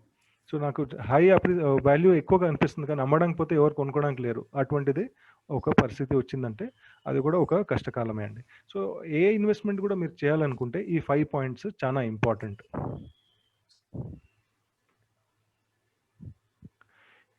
సో ఇక్కడ వరకు ఇన్వెస్ట్మెంట్స్ గురించి మనము మాట్లాడాము. దీని తర్వాత మ్యూచువల్ ఫండ్ లో కొంచెం ఇన్ డెప్త్ గా డిస్కస్ చేస్తాము. మ్యూచువల్ ఫండ్ గురించి చెప్పడం జరుగుతుంది. ఇక్కడ వరకు ఎవరికైనా మన డౌట్స్ ఉన్నాయా ఇన్వెస్ట్మెంట్స్ గురించి, లేకపోతే వేరే మన డౌట్స్ ఉన్నాయా? ఒక 5 minutes కావాలంటే మనం ఒక క్వశ్చన్ ఆన్సర్ సెషన్ డిస్కస్ చేయవచ్చండి. హలో సార్, నా పేరు భరత్. చెప్పండి సార్. లిక్విడ్ ఫండ్స్ అనేది ఎంతవరకు సజెస్టబుల్ సార్? లిక్విడ్ ఫండ్ అనేది ఒకటి, మ్యూచువల్ ఫండ్ గురించి మనం నెక్స్ట్ సెక్షన్లో వద్దాము, కానీ సరే మీరు అడిగారు కాబట్టి ఇప్పుడు చెప్తున్నాను. లిక్విడ్ ఫండ్ అనే ఒక ఇన్వెస్ట్మెంట్ మనం ఇంతకుముందు చూసాం కదా, క్యాష్ ఫండ్ అనేసి చూసాం కదా. క్యాపిటల్ ప్రిజర్వేషన్ అనేది దీనిలో ఈ స్క్రీన్లో మీరు చూస్తుంటే ఫస్ట్ కాలంలో క్యాపిటల్ ప్రిజర్వేషన్ అనే రిస్క్ అపిటైట్ ఉన్న ఒక ఇన్వెస్టర్కి మనం లిక్విడ్ ఫండ్ సజెస్ట్ చేస్తాం. లిక్విడ్ ఫండ్లో జనరల్గా 3.5 నుంచి 4.5% వరకు రిటర్న్ వస్తుంది. సో ఇటువంటి ఒక ఇన్వెస్టర్ ఇటువంటి ఒక ఆప్షన్ ఎవరికి ఇవ్వాలంటే అస్సలు నాకు నా ఇన్వెస్ట్మెంట్లో ₹1 తగ్గకూడదు, వస్తే ఎక్కువ రావాలి, వస్తే ఎప్రిసియేషన్ ఉండాలి కానీ డిప్రిసియేషన్ ఉండకూడదు అనే క్లయింట్స్కి మనం రికమెండ్ చేస్తాము. సో మ్యూచువల్ ఫండ్స్లో most conservative, most safest investment అనేది లిక్విడ్ ఫండ్స్ అండి. Okay sir, thank you. Sir నాది ఒక క్వశ్చన్ ఉంది. చెప్పండి సార్. ఇప్పుడు చాలా మంది నేను చూశాను, చాలా మంది ఇప్పుడు రియల్ ఎస్టేట్ లో ఇన్వెస్ట్మెంట్ పెడుతున్నారు. ఆ ఇన్వెస్ట్మెంట్ ఎలా ఉంది అంటే పర్సనల్ లోన్ తీసుకొని, లేదంటే ఏదో ఒక లోన్ తీసుకొని అప్పు చేసి కొంచెం ఇన్వెస్ట్మెంట్ పెడుతున్నారు. అది ఎంతవరకు సజెస్టబుల్? సార్ ఒకటి, ఈరోజు రియల్ ఎస్టేట్ అనేది మీరు చూస్తే, ఓకే, సొంత డబ్బులు పెట్టి మనం అది హోల్డ్ చేయగలిగితే ఒక మంచి ఇన్వెస్ట్మెంట్ అండి. అది కూడా దానిలో లొకేషన్ అనేది ఇంపార్టెంట్. మనం ఎక్కడ కొంటున్నాము, ఎంతలో కొంటున్నాము, చాలా ఒక వేరియబుల్స్ ఉన్నాయి. సో సపోజ్ నేను హైదరాబాద్లో నుంచి ఈరోజు ఒక ఎగ్జాంపుల్ చెప్తాను. నాకు గచ్చిబౌలిలో ఒక ల్యాండ్ మంచి వాల్యూలో దొరికింది అనుకోండి, నేను అది కొనుక్కుని నేను అది ఒక 5 years 10 years హోల్డ్ చేయగలిగితే, హైదరాబాద్లో ఈరోజు ఒక అప్రిసియేషన్ మీరు చూస్తే డబుల్ డిజిట్ పర్సంటేజ్ అప్రిసియేషన్ ఉంది. అంటే ఒక 10-15%, 20% అప్రిసియేషన్ ఉన్న కాలం కూడా ఉంది. కానీ అదే నేను ఒక 10% అప్రిసియేషన్ వచ్చే ఒక ల్యాండ్ మీద నేను 12% వడ్డీ కడుతున్నాను అనుకోండి, ఓకే, నేల డబుల్ అయిపోవడం, ట్రిపుల్ అయిపోవడము, అది చాలా రేర్ ఎగ్జాంపుల్స్. ఇమ్మీడియట్గా డబుల్ అయిపోయి ట్రిపుల్ అయిపోయేది అది అప్పుడప్పుడు ఎప్పుడో ఒకసారి జరుగుతుంది. సడన్గా అక్కడ ఏదో పెద్ద ప్రాజెక్ట్ వచ్చింది, సడన్గా అక్కడ ఏదో గవర్నమెంట్ ఏదో అనౌన్స్ చేసింది, అటువంటి దానిలో 2-3 times అవ్వడము అది చాలా రేర్ ఇన్స్టెన్స్. ఇప్పుడు 5 yearsలో ఒకసారి, 10 yearsలో ఒకసారి జరుగుతుంది. కానీ జనరల్గా రియల్ ఎస్టేట్ కూడా 12-15% రిటర్న్ ఇచ్చింది అనుకోండి, దాని మీద మీరు తీసుకెళ్ళి ఒక 10-12% లోన్ ఇంట్రెస్ట్ రేట్ తీసుకుని నేల కొంటున్నారు అనుకోండి, ఆ కట్టే వడ్డీకి వచ్చే అప్రిసియేషన్కి మీకు సెట్ ఆఫ్ అయిపోతుంది ఫస్ట్. ఆ తర్వాత సెకండ్ ఏంటంటే, ఆ డెఫినెట్గా అప్రిసియేషన్ ఉంటుంది అనేసి ఎవరు గ్యారంటీ ఇవ్వలేరు. ఈరోజు మనకు విజయవాడలోనే ఎగ్జాంపుల్స్ ఉన్నాయి. జనాలు లాస్ట్కి చాలా మంది ల్యాండ్ తీసుకున్నారు, అక్కడ చాలా మటుకు ఇన్వెస్ట్మెంట్ చేశారు. వాల్యుయేషన్ చూస్తే తగ్గిందో లేదో కానీ పెరగలేదు. సో ఒక పర్సనల్ లోన్లో మీరు ఇంట్రెస్ట్ రేట్ కట్టుకుంటూ ఆ క్యాపిటల్ కూడా రిటర్న్ ఇచ్చే పరిస్థితి వచ్చిన రోజు ల్యాండ్ మీరు అనుకున్న ప్రైస్కి అమ్మలేకపోతే మనం ఒక స్టక్ అయిపోతాం. సో పర్సనల్ లోన్ తీసుకుని ల్యాండ్ కొనుక్కునే దానిలో వేరియబుల్స్ ఎక్కువ ఉన్నాయండి, అది మన అగేన్స్ట్ వెళ్ళొచ్చు. Sir I have one question sir, you can conclude 2 minutes. చెప్పండి సార్ నాది ఇప్పుడు నేను మ్యూచువల్ ఫండ్స్ లో పెట్టినప్పుడు ఒక 1 year ప్లాన్ కి ఆటోమేటిక్ డిడక్షన్ పెట్టుకున్నా ఒక 17,000. సో ఇది గ్రోత్ అనేది ఎలా ఉంటుంది సార్? అరే నేను లాస్ట్ 1 month నుంచి చూస్తున్నా, నేను 6 మ్యూచువల్ ఫండ్స్ పెట్టుకున్నా, అందులో ఒకటే గ్రోత్, మిగతాది అంత గ్రోత్ లేదు. సో దానికి అంటే ఐ మీన్ సడన్ ఇంక్రిమెంట్ ఉండకుండా, సో మీన్ 2-3 months అలా టైం పడుతుందా గ్రోత్ అవడానికి మ్యూచువల్ ఫండ్? ఏందని ఒకటి చెప్తాను సార్, దాని గురించే మనం నెక్స్ట్ సెక్షన్ అంతా డిస్కస్ చేయబోయేది. జనరల్గా మ్యూచువల్ ఫండ్ లో ఎటువంటి ఒక టైం లైన్ మనము పెట్టుకుని ఎంటర్ అవ్వాలి, దాని గురించి నెక్స్ట్ డిస్కస్ చేస్తాము. కానీ మీ క్వశ్చన్కి సింపుల్గా ఒక ఎగ్జాంపుల్ ఇస్తాను. సపోజ్ నేను ఈ రోజు నుంచి ఒక వెయిట్ రిడక్షన్ ప్రోగ్రామ్లో ఎంటర్ అయ్యాను అనుకోండి, ఓకే, దానికి నా టార్గెట్ ఏంటంటే 10 kgs నేను తగ్గించుకోవాలనుకుంటున్నాను. నేను డే 1 నుంచే నేను వెయిట్ రిడ్యూస్ అయిందా లేదా అంటే అది నాకు ఒక ఫ్రస్ట్రేషన్, డిప్రెషన్ ఇచ్చేస్తుంది. నాకు తెలుసు డే 1 నుంచి అది ఒక 10 kgs నా బాడీ తగ్గిందంటే అదేదో అది మంచి కారణాల వల్ల కాదు, ఏదైనా చెడు కారణాల వల్ల అంత వెయిట్ తగ్గింది అనేసి. ఇది కూడా అంతే, మనము ఒక లాంగ్ టర్మ్ ఒక గోల్ తోటి మ్యూచువల్ ఫండ్ లో ఎంటర్ అవుతే చాలా ప్రశాంతంగా మనం మంచి రిటర్న్స్ దీనిలో సంపాదించుకోవచ్చు. లేదు మనం daily every weekly every monthly మనం దీన్ని ట్రాక్ చేసుకుంటూ వెళ్ళామనుకోండి, ఈ వొలటాలిటీ అనేది మనల్ని బాగా డిస్టర్బ్ చేస్తుంది. దానికి నేను ఎగ్జాంపుల్ చూపిస్తానండి. లాస్ట్ లో మనము ఒక 20-25 years మీరు వదిలిపెట్టేస్తే దాని పవర్ ఎట్లా, దాన్నే మనం కంపౌండింగ్ అంటాము. ఒక ఇన్వెస్ట్మెంట్ మ్యూచువల్ ఫండ్ లో మనం లాంగ్ టర్మ్ కి వదిలేస్తే రియల్ ఎగ్జాంపుల్స్ తోటి మనం చూడొచ్చు దాని అవుట్కమ్ ఎట్లా ఉంటుంది, అది ఎంత పవర్ఫుల్. మననే కాదు, మన నెక్స్ట్ జనరేషన్ ని కూడా అది కంప్లీట్ గా టేక్ కేర్ చేయగలుగుతుంది. అటువంటి ఒక పవర్ ఉన్న ఇన్స్ట్రుమెంటే మ్యూచువల్ ఫండ్ అండి. No problem sir, you can conclude sir. So many members are waiting in the line. Right sir, thank you. Yeah, so mutual funds గురించి మనం ఇక్కడ నుంచి డిస్కస్ చేద్దామండి. కొంచెం ఇన్ డెప్త్ మ్యూచువల్ ఫండ్ గురించి ఉంటుంది డిస్కషన్. ఇక్కడ నుంచి ఏ డౌట్ ఉన్నా కూడా మనం లాస్ట్లో డిస్కస్ చేద్దాము. మ్యూచువల్ ఫండ్ అంటే ఏంటి? మ్యూచువల్ ఫండ్ మ్యూచువల్ అంటే ఒక ఒక ఒక గ్రూప్ ఆఫ్ పీపుల్ కలుసుకుని వచ్చి వాళ్ళందరిది డబ్బులు పూలింగ్ చేసి ఒక ప్రొఫెషనల్ ఒక ఫండ్ మేనేజర్కి ఇచ్చి మేనేజ్ చేయమని చెప్తే ఆ మ్యూచువల్ ఒక ట్రస్ట్ని మ్యూచువల్ ఫండ్ అంటామండి. సో ఇక్కడ మీరు ఈ డయాగ్రామ్లో మీరు చూస్తే ఇన్వెస్టర్స్ అంటే ఒక గ్రూప్ ఆఫ్ ఇన్వెస్టర్స్ కలుసుకునేసి వాళ్ళ డబ్బులు Sorry to disturb. Can you mute all and start so that there won't be any disturb? Okay sir. Chandra, unmute yourself.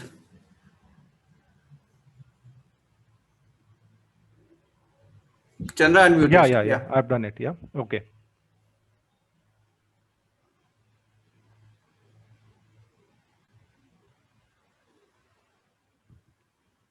Hello. Yeah. Himanshu, are you able to hear me? Yeah. Okay. Yeah. Great. Okay. So వాళ్ళు ఒక pooling చేసి ఒక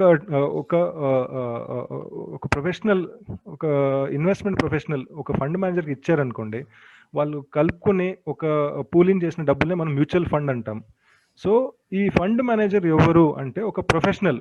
so ఎట్లా మనము ఒక health problem ఉంటే doctor దగ్గర వెళ్తాము, ఎడ్యుకేషన్ కావాలంటే టీచర్ దగ్గర వెళ్తాము, ఒక లా మీద ఏదైనా గైడెన్స్ కావాలంటే లాయర్ దగ్గర వెళ్తాము, అట్లనే మన ఇన్వెస్ట్మెంట్స్కి ఒక ప్రొఫెషనల్ దగ్గర వెళ్ళాలంటే ఆ ప్రొఫెషనల్ని మనం ఫండ్ మేనేజర్ అంటాం.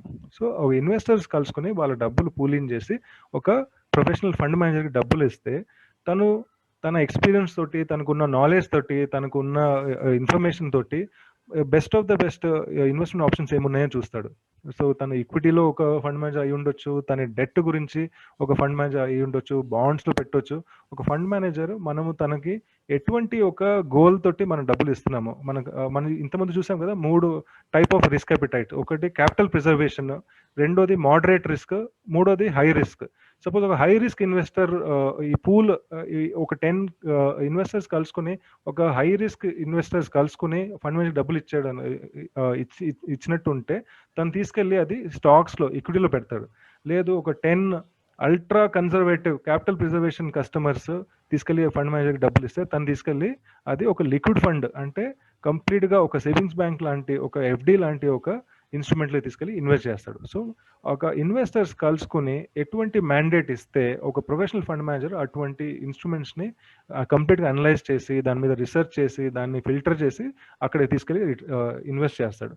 ఇన్వెస్ట్ చేశాక ఒక టైం పీరియడ్ ఉంటుంది. కొన్ని టైప్ ఆఫ్ ఇన్వెస్ట్మెంట్స్కి 3 months టైం ఉంటుంది, కొన్ని టైప్ ఆఫ్ ఇన్వెస్ట్మెంట్స్కి దాన్ని మెచ్యూర్ అవడానికి 1 year టైం ఉంటుంది, కొన్ని ఇన్వెస్ట్మెంట్స్ మెచ్యూర్ అవడానికి 10 years టైం ఉంటుంది, కొన్ని ఇన్వెస్ట్మెంట్ మెచ్యూర్ అవడానికి 25 years కూడా టైం ఉంటుంది. సో కరెక్ట్గా ఈ కస్టమర్స్కి ఎటువంటి రిక్వైర్మెంట్ ఉందో తెలుసుకుని వాళ్ళు అటువంటి ఒక సెక్యూరిటీస్ అటువంటి ఒక ఇన్వెస్ట్మెంట్ ఆప్షన్ చూసుకుని ఇన్వెస్ట్ చేసి అన్ని రోజులు వెయిట్ చేస్తే మనం అనుకున్న రిటర్న్స్ వచ్చే ఒక పాసిబిలిటీ ఉంటుందండి. మ్యూచువల్ ఫండ్ అనేది సింపుల్గా చెప్పాలంటే ఇదే ఒక సర్కిల్. ఇన్వెస్టర్, ఫండ్ మేనేజర్ తను తీసుకెళ్ళి ఒక ఇన్వెస్ట్ చేయడము, ఆ ఇన్వెస్ట్మెంట్స్ నుంచి ఒక రిటర్న్స్ రావడము, ఆ రిటర్న్స్ తీసుకెళ్ళి మళ్ళీ ఇన్వెస్టర్స్కి ఇవ్వడం. ఇదే ఒక మ్యూచువల్ ఫండ్. చాలా సింపుల్ కాన్సెప్ట్. సో ఇక్కడ మీరు చూస్తే మ్యూచువల్ ఫండ్లో మనకు ఎటువంటి ఒక సేఫ్టీ నెట్ ఉంది. మనం ఇంతమంది చూసాం కదా, బ్యాంక్స్ అనేది ఒక సేఫ్టీ నెట్ అనేది RBI central bank. So mutual ఫండ్లో మన రెగ్యులేటర్స్ ఎటువంటి సేఫ్టీ నెట్ పెట్టారు అంటే మనకు ఎటువంటి ఫ్లెక్సిబిలిటీస్, ఎటువంటి జాగ్రత్తలు, ఎటువంటి సేఫ్ గార్డ్స్ పెట్టారో చూద్దాము. Mutual funds first and foremost professional management. అంటే ఒక ఫండ్ మేనేజర్ ఒక ఫండ్ మేనేజర్ ఈ ప్రొఫెషన్లో రావాలి అంటే తనకు చాలా మటుకు క్వాలిఫికేషన్స్ ఉండాలి. ఓకే, వాళ్ళు ఎగ్జామ్స్ కొన్ని ఉంటాయి, అది క్లియర్ చేయాలి. జనరల్గా వాళ్ళకి కొంచెం ఎడ్యుకేషన్ క్వాలిఫికేషన్ ఉంటుంది, ఎక్స్పీరియన్స్ క్రైటీరియా ఉంటుంది. అవన్నీ చూసుకునేసే ఒక ఫండ్ మేనేజర్ని ఒక మన మ్యూచువల్ ఫండ్ కంపెనీస్ అపాయింట్ చేస్తుంది. So professional management. సో తను ఈ ఫీల్డ్లోనే ప్రొఫెషనల్, ఈ ఫీల్డ్లోనే తను ఎడ్యుకేషన్ కానివ్వండి, సర్టిఫికేషన్ కానివ్వండి అన్ని కంప్లీట్ చేసుకుని వచ్చారు. ఎట్లా హాస్పిటల్స్ డాక్టర్స్ని అపాయింట్ చేస్తుందో, యూనివర్సిటీస్ ప్రొఫెసర్స్ని అపాయింట్ చేస్తుందో, అట్లనే మ్యూచువల్ ఫండ్ కంపెనీస్ కూడా ఫండ్ మేనేజర్స్ని అపాయింట్ చేస్తుంది. ఫస్ట్. సెకండ్ ఏంటంటే ట్రాన్స్పరెన్సీ. మీరు ఒక మ్యూచువల్ ఫండ్లో డబ్బులు పెట్టారు, ఒక ఫండ్ మేనేజర్కి ఇచ్చారు. ఆ ఫండ్ మేనేజర్ ఎక్కడెక్కడ ఇన్వెస్ట్ చేశాడో తను ఎవ్రీ మంత్ మీకు చెప్పాలి. అంటే మీరు తనకు డబ్బులు ఇచ్చేసారు, 3 years తర్వాత దాన్ని కలవడము, 5 years తర్వాత తను ఏం చేశాడో ఏం చేయలేదో తెలుసుకోవడం అవి కాకుండా ఎవ్రీ డే ఎవ్రీ మంత్ మీకు లైవ్గా రిపోర్ట్స్ ఉంటాయి వెబ్సైట్ మీద, రెగ్యులేటరీ బాడీస్ ఏవి ఉన్నాయో వాళ్ళ వెబ్సైట్ మీద, కంపెనీ వెబ్సైట్స్ మీద మనం కంప్లీట్గా ఫుల్ ట్రాన్స్పరెన్సీ తోటి మన డబ్బులు ఎక్కడ ఇన్వెస్ట్ చేస్తారో మనం చూడొచ్చు. ఫస్ట్. సెకండ్, లిక్విడిటీ అనేది మనం ఇంతకుముందు చూసాం కదా, నాకు నా డబ్బులు ఎప్పుడు నాకు అవసరమో నా అందుబాటులో ఉండాలి. నాకు ఈ రోజు నా డబ్బులు అవసరం అంటే నా డబ్బులు నా అకౌంట్లో రేపటి లోపల వచ్చేయాలి. నాకు రిక్వైర్మెంట్ 1 month తర్వాత అంటే ఆ 1 month అయ్యే లోపల నా డబ్బులు నా అకౌంట్లో ఉండాలి. సో నా ఇన్వెస్ట్మెంట్స్ నాకు అవసరం ఉన్నప్పుడు నాకు పనికి రాకపోతే ఆ ఇన్వెస్ట్మెంట్స్ డెడ్ ఇన్వెస్ట్మెంట్ లాగానే ట్రీట్ చేసుకోవాలి. సో మ్యూచువల్ ఫండ్లో ఈ యొక్క చాలా ఇంపార్టెంట్ ఫ్యాక్టర్ ఏంటంటే లిక్విడిటీ. మనం అనుకున్నప్పుడు మన డబ్బులు మన అకౌంట్కి రావచ్చు. అటువంటి ఒక ఆప్షన్ ఇచ్చారు మ్యూచువల్ ఫండ్స్లో. మూడోది వెల్ రెగ్యులేటెడ్. అంటే మనం ఒక మ్యూచువల్ ఫండ్ కంపెనీలో డబ్బులు పెట్టాము, ఓకే, మనకు వాళ్ళకి ఎటువంటి ఒక రెగ్యులేటర్ వాళ్ళని కంప్లీట్గా మానిటర్ చేస్తాడు. మనకు బ్యాంక్స్కి ఎట్లా ఆర్బీఐయో, మ్యూచువల్ ఫండ్ కంపెనీస్కి ఎట్లా సెబీ. ఓకే, సెబీ అనేది కూడా ఒక finance ministry, Indian central government appoint చేసిన ఒక రెగ్యులేటర్ అండి. ఎట్లా ఈక్విటీకి సెబీ, బ్యాంక్స్కి అట్లా ఆర్బీఐ, ఇన్సూరెన్స్ కంపెనీకి అట్లా ఐఆర్డిఏ, ఇవన్నీ రెగ్యులేటర్స్.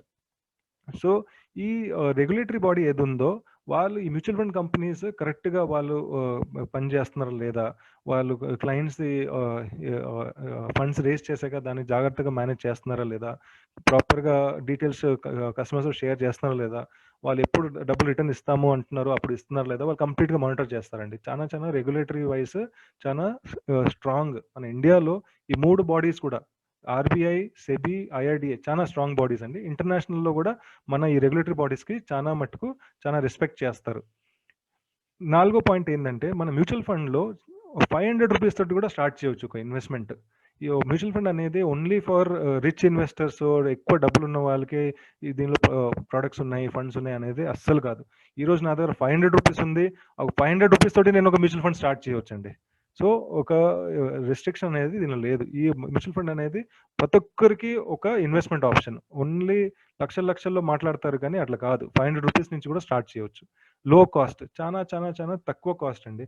మీకు ఒక ప్రొఫెషనల్ ఫండ్ మేనేజర్, మీకు ఒక ప్రొఫెషనల్ ఒక మ్యూచువల్ ఫండ్ కంపెనీ, ఒక సెబీ, వీళ్ళందరూ ఉండి కూడా మనం ఒక ₹1,00,000 పెట్టామనుకోండి, ఓకే, చార్జెస్ అనేది చాలా తక్కువ ఉంటాయి.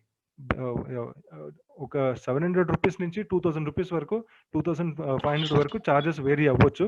చాలా తక్కువ చార్జెస్ తోటి మనము మ్యూచువల్ ఫండ్లో ఇన్వెస్ట్ చేయవచ్చు. సో ప్రొఫెషనల్ మేనేజ్మెంట్ ఫస్ట్ అదే మనం చూసాం కదా, ఫండ్ మేనేజర్ని చాలా వెల్ క్వాలిఫైడ్ ఫండ్ మేనేజర్స్ ఉంటారు. Next type of mutual funds ఏంటి, మనం చూసాము. ఈక్విటీ అనేది అందరికీ ఒక లెవెల్లో తెలిసిన ఒక టాపికే. ఈక్విటీ అంటే ఏంటి, నేను ఒక కంపెనీలో వెళ్ళి షేర్ బై చేసుకున్నాను అనుకోండి. ఇంతకుముందు మనం మాట్లాడాం కదా, ఒక హోటల్, నా ఫ్రెండ్ ఒక హోటల్ ఓపెన్ చేస్తున్నాడు, తనని పెట్టుబడి పెట్టమన్నాడు.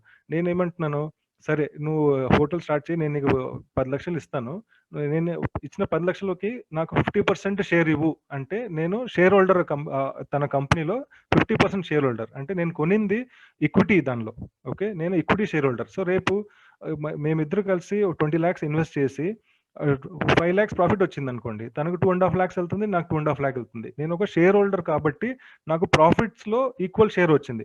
కానీ అదే ఆ 20 lakhs ఇన్వెస్ట్మెంట్ చేశాక ఒక 10 lakhs లాస్ వచ్చింది అనుకోండి, సో ఆ లాస్లో కూడా నాకు 5 lakh లాస్, తనకు 5 lakh లాస్. సో షేర్ అనేది ఈక్విటీ మార్కెట్, అందుకే మనము ఒక హై రిస్క్ హై రిటర్న్ కేటగిరీలో దీన్ని కన్సిడర్ చేస్తాము.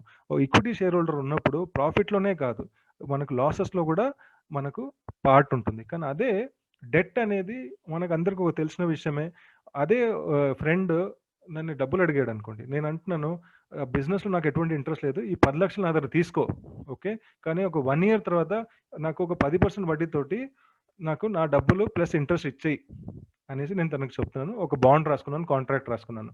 సో ఒక 1 year తర్వాత తన బిజినెస్ మంచిగా నడిచినా కూడా నడకపోయినా కూడా, తనకు 10 లక్షలు ప్రాఫిట్ వచ్చినా 10 లక్షలు లాస్ ఇచ్చినా కూడా తను నాకు నా 10 లక్షలు ప్లస్ ఇంట్రెస్ట్ అయితే నాకు రిటర్న్ ఇవ్వాల్సిందే. సో డెట్ అనే దానిలో మనకు మన డబ్బులు రిటర్న్ వస్తుందండి, బిజినెస్ పర్ఫార్మెన్స్ మీద లింక్ అయి ఉండదు. మెయిన్గా ఇదే మనం తెలుసుకోవాలి, డెట్ అంటే ఏంటి, ఈక్విటీ అంటే ఏంటి. సో డెట్లో మనం మ్యూచువల్ ఫండ్ ఇన్వెస్ట్మెంట్ చేస్తాం కదా, దానిలో ఇంతకుముందు ఒక క్వశ్చన్ అడిగారు కదా, లిక్విడ్ ఫండ్ అనేసి. ఆ లిక్విడ్ ఫండ్ అంటే మనము ఒక 1 month కోసమే ఎవరికైనా మన ఫండ్ మేనేజర్ మన బిహాఫ్గా ఎవరికైనా ఇచ్చారనుకోండి, అంటే టాటా మోటార్స్కి ఇచ్చారు, లేకపోతే హెచ్డిఎఫ్సి బ్యాంక్కి ఇచ్చారు, లేకపోతే ఒక రిలయన్స్ ఇండస్ట్రీస్ ఇచ్చారు, లేకపోతే టాటా కన్సల్టెన్సీకి ఇచ్చారు అనుకోండి, ఒక 1 monthకే ఇస్తారు. ఆ 1 monthలో కూడా దాంట్లో కూడా మొత్తము ఒక ప్రైవేట్ ఎంటిటీకి ఇవ్వకుండా గవర్నమెంట్కి ఇవ్వడము అట్లా. అంటే రిస్క్ అనేది అస్సలు తీసుకోరు, దానిలో డబ్బులు తప్పకుండా వస్తుంది అని చూసుకునేసి దాని మీద ఒక మార్జినల్గా ఇంట్రెస్ట్ రేట్ పెట్టుకుని 3.5-4% పెట్టుకుని ఆ డబ్బులు వాళ్ళు లెండ్ చేస్తారు ఫండ్ మేనేజర్ మన బిహాఫ్గా.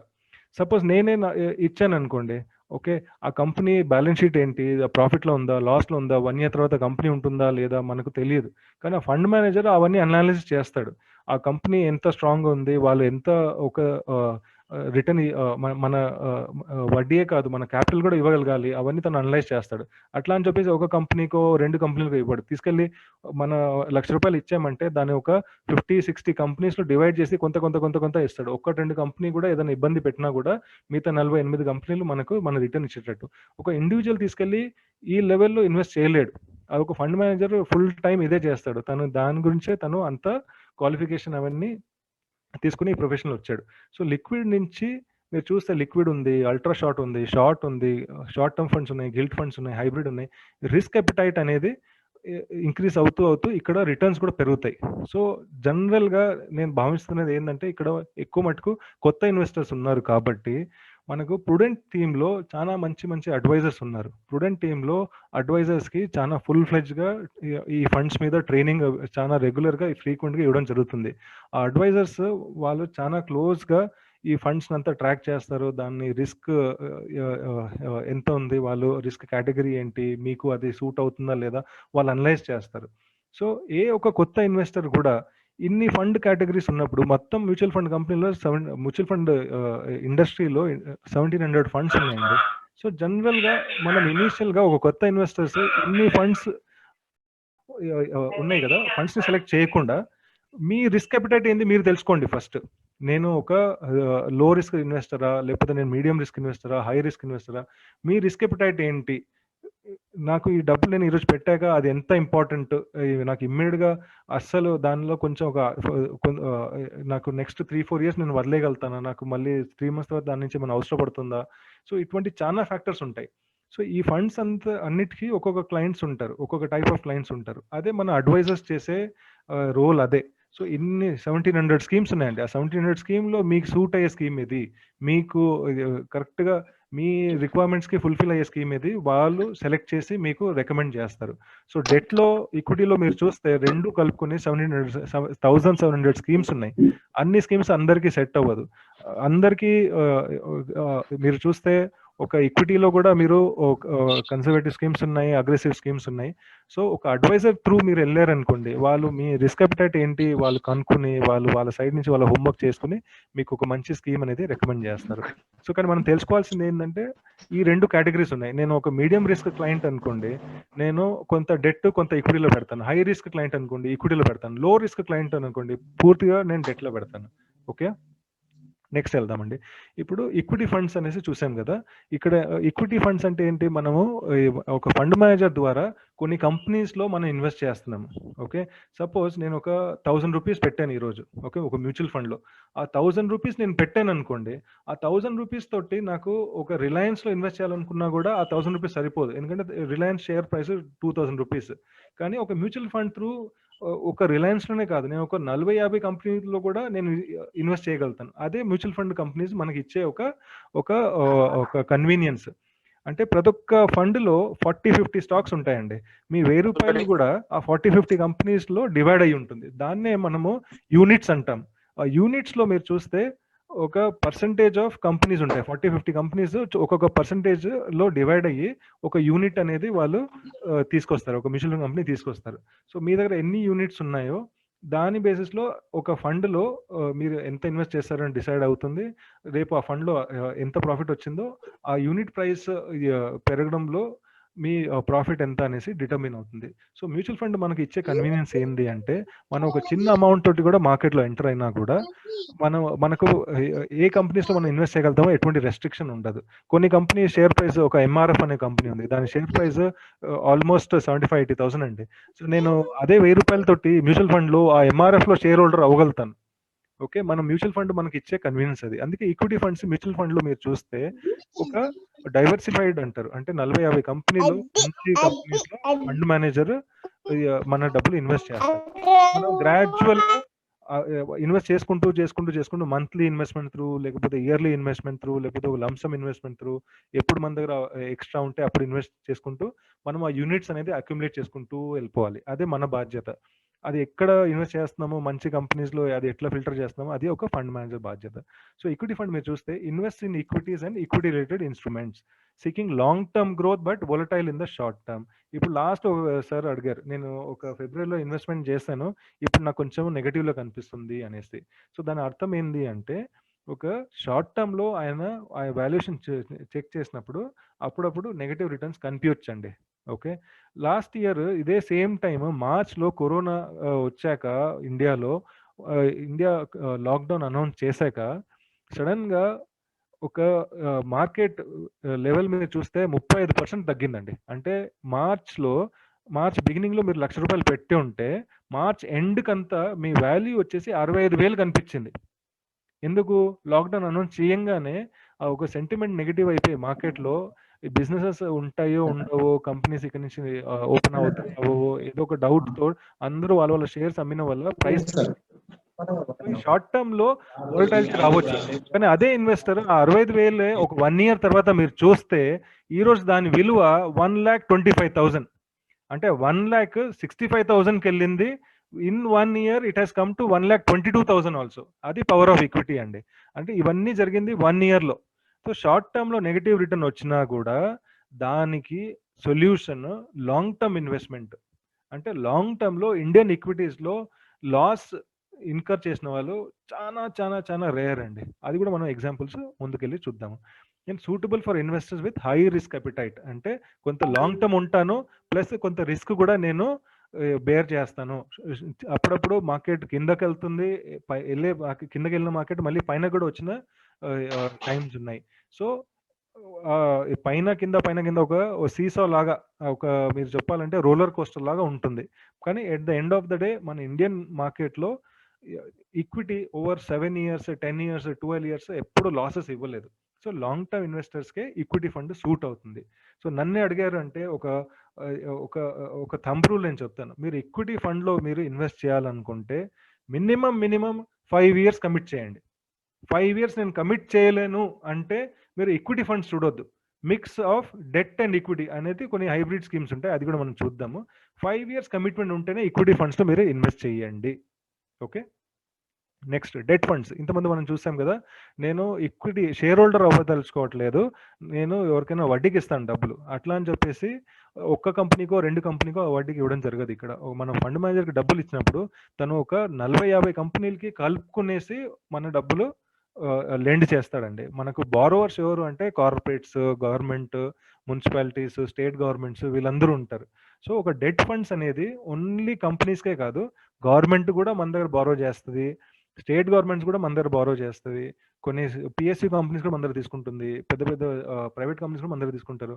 ఏ కంపెనీస్కి ఇవ్వచ్చు, ఏ కంపెనీస్కి ఇవ్వకూడదు, ఇస్తే ఎన్ని రోజులకి ఇవ్వాలి, ఎంత అమౌంట్ ఇవ్వాలి, అవన్నీ ఒక ఫండ్ మేనేజర్ మన బిహాఫ్గా డెసిషన్ తీసుకుంటాడు. అవే డెట్ ఫండ్స్ అండి. సో డెట్ ఫండ్స్ ఎవరు అంటే కొంత రిస్క్ అపిటైట్ చాలా తక్కువ ఉన్నవాళ్ళు, అంటే నాకు నా డబ్బులు జాగ్రత్తగా ఉండాలి, నాకు రిటర్న్ తక్కువ వచ్చినా పర్వాలేదు కానీ లాస్ రాకూడదు, అటువంటి వాళ్ళకి డెట్ ఫండ్ సూట్ అవుతుందండి. మూడోది mix of equity and debt.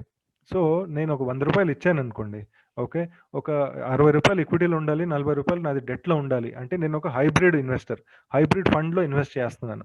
అంటే నాకు రెండూ కావాలి, నాకు కంఫర్ట్, ఒక డెట్ కంఫర్ట్ కూడా కావాలి, అట్లా అని చెప్పేసి ఈక్విటీ రిటర్న్లో నాకు అప్ సైడ్ కూడా కావాలి. సో ఇటువంటి మిక్స్ అయిన ఫండ్స్ కూడా ఉన్నాయి. ఒక న్యూ ఇన్వెస్టర్కి ఒక 5 years లోపు 5 years నా గోల్ ఉంది, 5 years తర్వాత నేను నా డబ్బులు దేనికో ఒకదానికి ఖర్చు పెట్టాల్సి ఉంటుంది, ఒక ఓన్లీ 5 years నా హొరైజన్ అన్న వాళ్ళకి హైబ్రిడ్ ఫండ్ అనేది సూట్ అవుతుంది. సో రెండు కావాలి నా పోర్ట్ఫోలియోలో, నాకు రిస్క్ తక్కువ ఉండాలి, రిటర్న్ కూడా యావరేజ్ గా ఉండాలి, మరీ ఎక్కువ కాదు, యావరేజ్ ఎక్కువ ఉండాలి అన్న వాళ్ళకి హైబ్రిడ్ ఫండ్స్ అండి. సో ఈ మధ్యలో చాలా మటుకు న్యూ ఇన్వెస్టర్స్ వస్తున్నారు equity market. Mutual fund through వస్తున్నారు, డైరెక్ట్ ఈక్విటీస్ త్రూ వస్తున్నారు, ఇన్సూరెన్స్ యూలిప్స్. మనం వాళ్ళకి అటువంటి ఇన్వెస్టర్స్ కి మనం రికమెండ్ చేసే హైబ్రిడ్ ఫండ్స్ అండి. ఫస్ట్ టైం మీరు ఇన్వెస్టర్ అనుకోండి, మీరు హైబ్రిడ్ ఫండ్ త్రూ స్టార్ట్ చేయండి. Okay, so goal based investing మనం ఇప్పుడు చూసాం కదా. ఇప్పటివరకు మనం చూసింది డిఫరెంట్ టైప్స్ ఆఫ్ ఫండ్స్. కానీ ఆ డిఫరెంట్ టైప్స్ ఆఫ్ ఫండ్స్ కి కూడా ఒక యాంగిల్ ఏంటంటే ఎన్ని ఇయర్స్ కి, అది షార్ట్ టర్మ్ కి ఇన్వెస్ట్ చేస్తున్నామా, మీడియం టర్మ్ కి ఇన్వెస్ట్ చేస్తున్నామా, లాంగ్ టర్మ్ కి ఇన్వెస్ట్ చేస్తున్నామా, అది మనం తెలుసుకుని చేయాలి. సో లాంగ్ టర్మ్ అంటే ఏంటి? సపోజ్ నా ఏజ్ 40 ఇయర్స్ అనుకోండి, నా రిటైర్మెంట్ అనేది అట్లీస్ట్ 15-20 ఇయర్స్ తర్వాత, అది లాంగ్ టర్మ్. సపోజ్ నా చైల్డ్ ఏజ్ ఇప్పుడు 11 అనుకోండి, చైల్డ్ గ్రాడ్యుయేషన్ అనేది ఒక 16-17 ఆ ఇయర్లో అవుతుంది. సో గ్రాడ్యుయేషన్ అనేది నెక్స్ట్ 5 ఇయర్స్లో, అది మనము మీడియం టర్మ్ అనుకోవచ్చు. ఒక 1 ఇయర్ తర్వాత నేను ఒక ఇంటర్నేషనల్ హాలిడే వెళ్ళాలనుకుంటున్నాను, నాకు 3 లక్షల రూపాయలు కావాలి, అది షార్ట్ టర్మ్ అనుకోవచ్చు. అర్థమైంది కదండి? Every time line has been defined for every fund in the mutual fund industry. ఒక్కొక్క ఫండ్ కి ఒక టైం హొరైజన్ అనేది డిఫైన్ చేయడం జరిగింది. అంటే ఐడియల్ గా అంత టైం మీరు ఉంటానంటేనే ఈ ఫండ్ లో పెట్టాలి అనేసి చెప్పడం జరుగుతుంది. So very short term, less than 1 year అంటే లిక్విడ్ మ్యూచువల్ ఫండ్ లో పెట్టాలి. ఇక్కడ రిస్క్ లేదు, మన డబ్బులు మనకు రిటర్న్ వస్తుంది, ప్లస్ ఒక సేవింగ్స్ బ్యాంక్స్ అకౌంట్ కన్నా ఒక 50 పైసలు రూపాయి ఎక్కువ వడ్డీ వస్తుంది అనేసి దీనిలో ఒక పాస్ట్ ట్రాక్ రికార్డ్ చెప్తుంది. షార్ట్ టర్మ్ అంటే 1 to 3 years. Debt mutual funds, ఇక్కడ అసలు ఈక్విటీ చెప్పడం జరగదండి. 1 to 3 ఇయర్స్ అంటే షార్ట్ టర్మ్ ఫండ్స్, దాన్ని మనం డెట్ ఫండ్ త్రూవే మనము ఇన్వెస్ట్ చేయాలండి. మీడియం టర్మ్ అంటే 3 to 6 ఇయర్స్. ఇక్కడ మనము ఈక్విటీ హైబ్రిడ్ మ్యూచువల్ ఫండ్స్ చూడొచ్చు, అంటే ఈక్విటీ ప్లస్ డెట్ మిక్స్ వస్తుంది. 3 to 6 ఇయర్స్ ని మనం మీడియం టర్మ్ అంటాము. ఓకే, లాంగ్ టర్మ్ అనేది 6 to 10 years, very long term 10+ years. Long term, very long term pure equity through వెళ్ళాలి. ఓకే, సో మనము medium term investors అయి ఉంటే, మన గోల్స్ ఒక 5 ఇయర్స్ తర్వాత అయి ఉంటే హైబ్రిడ్, ఒక 6 to 10 ఇయర్స్ ప్రాంతంలో ఉంటే మన గోల్స్, దేని గురించి మనం ఇన్వెస్ట్ చేస్తున్నామో మనకు తెలిసి ఉండాలండి. దేని గురించి మనం ఇన్వెస్ట్ చేస్తామో మనకు క్లారిటీ ఉందనుకోండి, ఉంటే మనము ప్రతి ఒక్క రిక్వైర్మెంట్కి మనం ఆ డబ్బులు తీసుకెళ్ళి ఖర్చు పెట్టాము. నా చైల్డ్ ఎడ్యుకేషన్కే ఈ డబ్బులు అని నేను పక్కన పెడితే, నాకు వేరే ఏ ఖర్చులు వచ్చినా కూడా నేను ఆ డబ్బులు అయితే వాడనండి. అదే మనము గోల్ బేస్డ్ ఇన్వెస్టింగ్ అంటాము. సడన్ గా ఈ మధ్యలో ఏమవుతుంది, నేను ఒక బజాజ్ ఎలక్ట్రికల్స్కి వెళ్తున్నాను, నాకు రిక్వైర్మెంట్ ఒక 32 ఇంచ్ టీవీఏ, కానీ వాడు సడన్ గా ఏమంటున్నాడు, 0% ఇంట్రెస్ట్, ఏదో స్కీమ్ ఉంది, ఏదో ఆఫర్ ఉంది, ఏదో ఫ్లెక్సిబిలిటీ ఉంది అనేసి నాకు ఒక 55 ఇంచ్ టీవీ అమ్మేస్తున్నాడు. నాది ఎక్కడ 25,000 బడ్జెట్ తోటి నేను అక్కడ వెళ్ళాను, కానీ వాడు నాకు ఒక 45,000 టీవీ అమ్మేసి పంపించేశాడు. అది ఎందుకు జరిగింది? ఎందుకంటే నా అకౌంట్లో ఏ డబ్బులు పడుందో, అది దేని గురించి పడి ఉంది, దాన్ని దేని గురించి నేను పక్కన పెట్టానో ఆ క్లారిటీ నాకు లేదు. సో సరే, ఏదో ఒక ఆపర్చునిటీ దొరికింది, ఒక ఖర్చు పెట్టడానికి నేను ఖర్చు పెట్టేస్తాను. అట్లా కాకుండా మనం ఫస్ట్లో అనుకున్నాం కదా, మన ఇన్కమ్ ఎంత ఉందో దానిలో ఇన్వెస్ట్మెంట్స్ గురించి పక్కన పెట్టేసి మిగతా డబ్బులు మనం ఖర్చు పెడితే అప్పుడే మనము త్వరగా ఒక వెల్త్ క్రియేషన్ అనేది చేయవచ్చు. ఆ ఇన్వెస్ట్మెంట్స్ కూడా మనం ఎందుకు చేస్తున్నామని మనకు తెలిసి ఉండాలి. దాన్ని మనం గోల్ బేస్డ్ ఇన్వెస్ట్మెంట్ అంటాం. నా చైల్డ్ ఎడ్యుకేషన్కి ఇంత అమౌంట్ నేను కడుతున్నాను, నా రిటైర్మెంట్కి ఇంత అమౌంట్ నేను కడుతున్నాను, నేను ఒక కార్ కొనుక్కోవాలనుకుంటున్నాను 5 ఇయర్స్ తర్వాత, దాని గురించి ఈ డబ్బులు నేను పక్కన పెడుతున్నాను, ఒక 1 ఇయర్ తర్వాత నేను ఒక ఇంటర్నేషనల్ హాలిడే వెళ్ళాలనుకున్నాను, దాని గురించి డబ్బులు పెడుతున్నాను. సో నేను సపరేట్గా ఒక కిట్టీ లాగా అట్లా చేసుకుంటూ వెళ్ళిపోతే దానిలో ఉన్న డబ్బులు నేను అనవసరమైన ఏ ఖర్చు కూడా వాడను. దాన్ని మనం గోల్ బేస్డ్ ఇన్వెస్టింగ్ అంటాము. సో దానిలో మనం కేటగరైజ్ చేసుకోవాల్సింది ఈ 5 stages: very short term, medium term, long term, very long term. ఇక్కడ ఇంపార్టెంట్ ఏంటంటే 6 ఇయర్స్ అండ్ అబవ్ ఏమైనా గోల్స్ ఉంటేనే ఈక్విటీలో పెట్టండి, 5 ఇయర్స్ గోల్స్ ఉంటే ఈక్విటీ ప్లస్ హైబ్రిడ్లో పెట్టండి. ఓకే, సో ఇక్కడ మీరు చూస్తే types of risk associated with MF. So MF అనేది దానిలో కూడా రిస్క్ ఉంటుందండి, కానీ దానిలో ఏమేమి రిస్క్ ఉంటుందో మనకు తెలిసి ఉండాలి. మార్కెట్ రిస్క్, మనం ఈక్విటీలో పెట్టామనుకోండి, ఇంతకుముందు మనం డిస్కస్ చేసాము, కొన్ని ఈక్విటీ ఫండ్స్ షార్ట్ టర్మ్లో కొంత మార్కెట్ వొలటాలిటీ వల్ల లాస్ ఇవ్వచ్చు, కొంతవరకు మార్కెట్ అప్పుడప్పుడు 1 ఇయర్ 2 ఇయర్ కూడా లాస్ ఇవ్వచ్చు. సో అట్లా ఉన్నప్పుడు మార్కెట్ రిస్క్ అనేది మనం తెలుసుకోవాలి. ఈక్విటీలో ఇన్వెస్ట్ చేస్తున్నప్పుడు 6 ఇయర్స్ లోపు ఓకే లాస్ వచ్చే ఛాన్స్ ఉంది, కానీ మనం 6 ఇయర్స్ ఎందుకు అంటున్నామంటే దాని వెనకాల ఒక సైన్స్ ఉంది, దాని వెనకాల ఒక హిస్టారికల్ నంబర్స్ ఉంది, దాని వెనకాల ఒక అనాలిసిస్ ఉంది. మన ఇండియాలో ఈక్విటీ మార్కెట్ జనరల్గా ఒక 6 ఇయర్ పీరియడ్ 7 ఇయర్ పీరియడ్లో ఎవరైనా ఇన్వెస్ట్ చేస్తుంటే, మన సెన్సెక్స్ అంటాము, నిఫ్టీ అంటాము, కొన్ని బెంచ్ మార్క్స్ ఉంటాయి ఈక్విటీలో, అవి నెగిటివ్ రిటర్న్ ఇచ్చింది లేదు. ఒక 6 ఇయర్స్ 7 ఇయర్స్ పీరియడ్లో ఈక్విటీ మనకు ఎప్పుడు కూడా 9 to 10%, 11% రిటర్న్ ఇచ్చే ఇన్స్టెన్సెస్ ఎక్కువ ఉన్నాయి. సో అందుకే 6 ఇయర్స్ అనేది జనరల్గా ఒక సైన్స్ ఉందండి, దాని వెనకాల ఒక కారణం ఉంది, అందుకే దాన్ని 6 ఇయర్స్ అంటారు. మార్కెట్ రిస్క్ని ఎట్లా మనం తగ్గించుకోవచ్చు అంటే మన ఇన్వెస్ట్మెంట్ హొరైజన్ని పెంచుకోవాలి. మనం లాంగ్ టర్మ్ ఇన్వెస్టర్గా మనం మారామనుకోండి, రిస్క్ని మనము అట్లనే తగ్గించుకోవచ్చు మన పోర్ట్ఫోలియోలో. ఇన్ఫ్లేషన్ రిస్క్ అంటాం. అప్పుడప్పుడు ఏమవుతుందంటే సడన్గా ఏదైనా కారణాల వల్ల ఇన్ఫ్లేషన్ అంటే అన్ని వస్తువుల ధరలు చాలా పెరిగిపోయింది అనుకోండి, చాలా పెరిగిపోయింది ఏదైనా కారణాల వల్ల సడన్గా. ఇప్పుడు పెట్రోల్ 100 రూపాయలు కాదు 150 రూపాయలు అయిపోయింది అనుకోండి. సో అటువంటి దానిలో మనము డెట్ ఫండ్స్లో ఉంటే దానిలో 4.5, 5, 5.5, 6% వచ్చినా కూడా ఆ ఇన్ఫ్లేషన్ అనేది మనం అప్పుడప్పుడు మీట్ చేయలేము. ఇటువంటిది చాలా తక్కువ జరుగుతుంది ఇండియాలో. జనరల్గా ఇన్ఫ్లేషన్ రిస్క్ అనేది ఇండియాలో తగ్గుతూ ఉంది. నేను ఇంతకుముందు చెప్పాను కదా, 15 ఇయర్స్ బ్యాక్ 12% ఉండేది మన ఎఫ్డి రిటర్న్స్, కానీ ఇప్పుడు 5.5, 6 ఉంది. అంటే ఇన్ఫ్లేషన్ కొంచెం తగ్గుతుంది కాబట్టి ఈ రిస్క్ కూడా తగ్గుతూ ఉంది. క్రెడిట్ రిస్క్ అంటున్నాము. సో డెట్ ఫండ్స్లో అప్పుడప్పుడు మనం ఒక 50 కంపెనీలకు ఇచ్చినప్పుడు 1-2 కంపెనీలు మనకు లాస్లో ఎండ్ చేయవచ్చు. సో ఇటువంటి ఇది కూడా మనము జాగ్రత్తగా ఉండాలి. అందుకే ఒక మంచి ఫండ్గా, ఒక ఫండ్ మేనేజర్గా పెద్ద ఫండ్ ఉండాలి, ఫండ్ సైజ్ కూడా పెద్ద ఉండాలి. ఇవన్నీ అనలైజ్ చేయాలి. ఇదే మన మ్యూచువల్ ఫండ్ డిస్ట్రిబ్యూటర్స్ ఎవరు ఉంటారో వాళ్ళు ఇవన్నీ అనలైజ్ చేసి మీకు అటువంటి ఫండ్స్ రికమెండ్ చేస్తారండి. ఇంట్రెస్ట్ రేట్ అనేది సడన్గా ఇప్పుడు ఒక బ్యాంక్ వడ్డీ 3%, 2% పెరిగితే ఎఫ్డి అది మ్యాచ్ చేయలేకపోవచ్చు. కానీ అటువంటి పెరిగే ఇది చెప్పడానికి చెప్తున్నాము, కానీ అటువంటి పెరిగే ఛాన్సెస్ జనరల్గా చాలా తక్కువ అండి. నెక్స్ట్ 2 to 3 ఇయర్స్ అయితే మనం ఇంట్రెస్ట్ రేట్ ఇక్కడ నుంచి పెరుగుతుంది అని అయితే అనుకోవట్లేదు. సో ఇప్పుడు మనం ఇన్వెస్ట్మెంట్స్ చూస్తున్నాం కదా, ఇంతకుముందు మనం అనుకున్నాము ఇన్వెస్ట్ చేస్తే ఎంత రిటర్న్ వస్తుంది. మనం అదే కదా ఫస్ట్ క్వశ్చన్, అదే కదా. మనం ఒక బజాజ్ స్కూటర్కి ఒక జోక్ ఉంది, బజాజ్ స్కూటర్ కొంటే దీని మైలేజ్ ఎంత అని అడుగుతాము, బైక్ కొనుక్కుంటే దీని మైలేజ్ ఎంత అడుగుతాము, కార్ కొనుక్కుంటే దాని మైలేజ్ ఎంత అడుగుతాం. అట్లనే ఇన్వెస్ట్ చేస్తే రిటర్న్స్ ఎంత రావచ్చు అనే మనకు క్వశ్చన్ ఆటోమేటిక్గా వస్తుంది. ఓకే, ఇది ఒక సినారియో అనాలిసిస్ ఉంది. ఇది ఒక సినారియో అనాలిసిస్. ఒక 8% రిటర్న్ వచ్చింది అనుకోండి మన ఫండ్లో. ఓకే, మనకు రిటర్న్ ఎంత వస్తుంది, అది దేని మీద డిపెండ్ అయి ఉంటుంది. 8% రిటర్న్ మనకు వచ్చినా కూడా మనకు రిటర్న్స్ ఎంత వస్తుంది దేని మీద డిపెండ్ అవుతుందంటే మీరు ఎన్ని సంవత్సరాలు ఇన్వెస్ట్ చేస్తున్నారని. 25 ఇయర్స్ ఇన్వెస్ట్ చేస్తే ఎవ్రీ మంత్ 1000 రూపాయలు మీరు నాన్ స్టాప్గా 25 ఇయర్స్ కంటిన్యూస్గా ఇన్వెస్ట్ చేసుకుంటూ వెళ్తే మీరు ఇన్వెస్ట్ చేసిన అమౌంట్ వచ్చేసి 4,20,000. కానీ ఆ 25 ఇయర్స్ తర్వాత ఆ 4,20,000 8% గ్రో అయ్యి ఉంటే దాని విలువ వచ్చేసి 25 ఇయర్స్ తర్వాత 23,09,000 అండి. ఓకే, సో ఇది ఆల్మోస్ట్ 6 times వరకు గ్రో అయినట్టు చూపిస్తా ఉంది. 8% పర్ యానం గ్రో అయ్యి ఉంటే మీరు 25 ఇయర్స్ నాన్ స్టాప్ ఓన్లీ 1,000 రూపాయలు 25 ఇయర్స్ నాన్ స్టాప్ ఇచ్చి ఉంటే 25 ఇయర్స్ తర్వాత దాని విలువ వచ్చేసి 23 లక్షలు. అదే మీరు 30 ఇయర్స్కి స్టార్ట్ చేశారనుకోండి.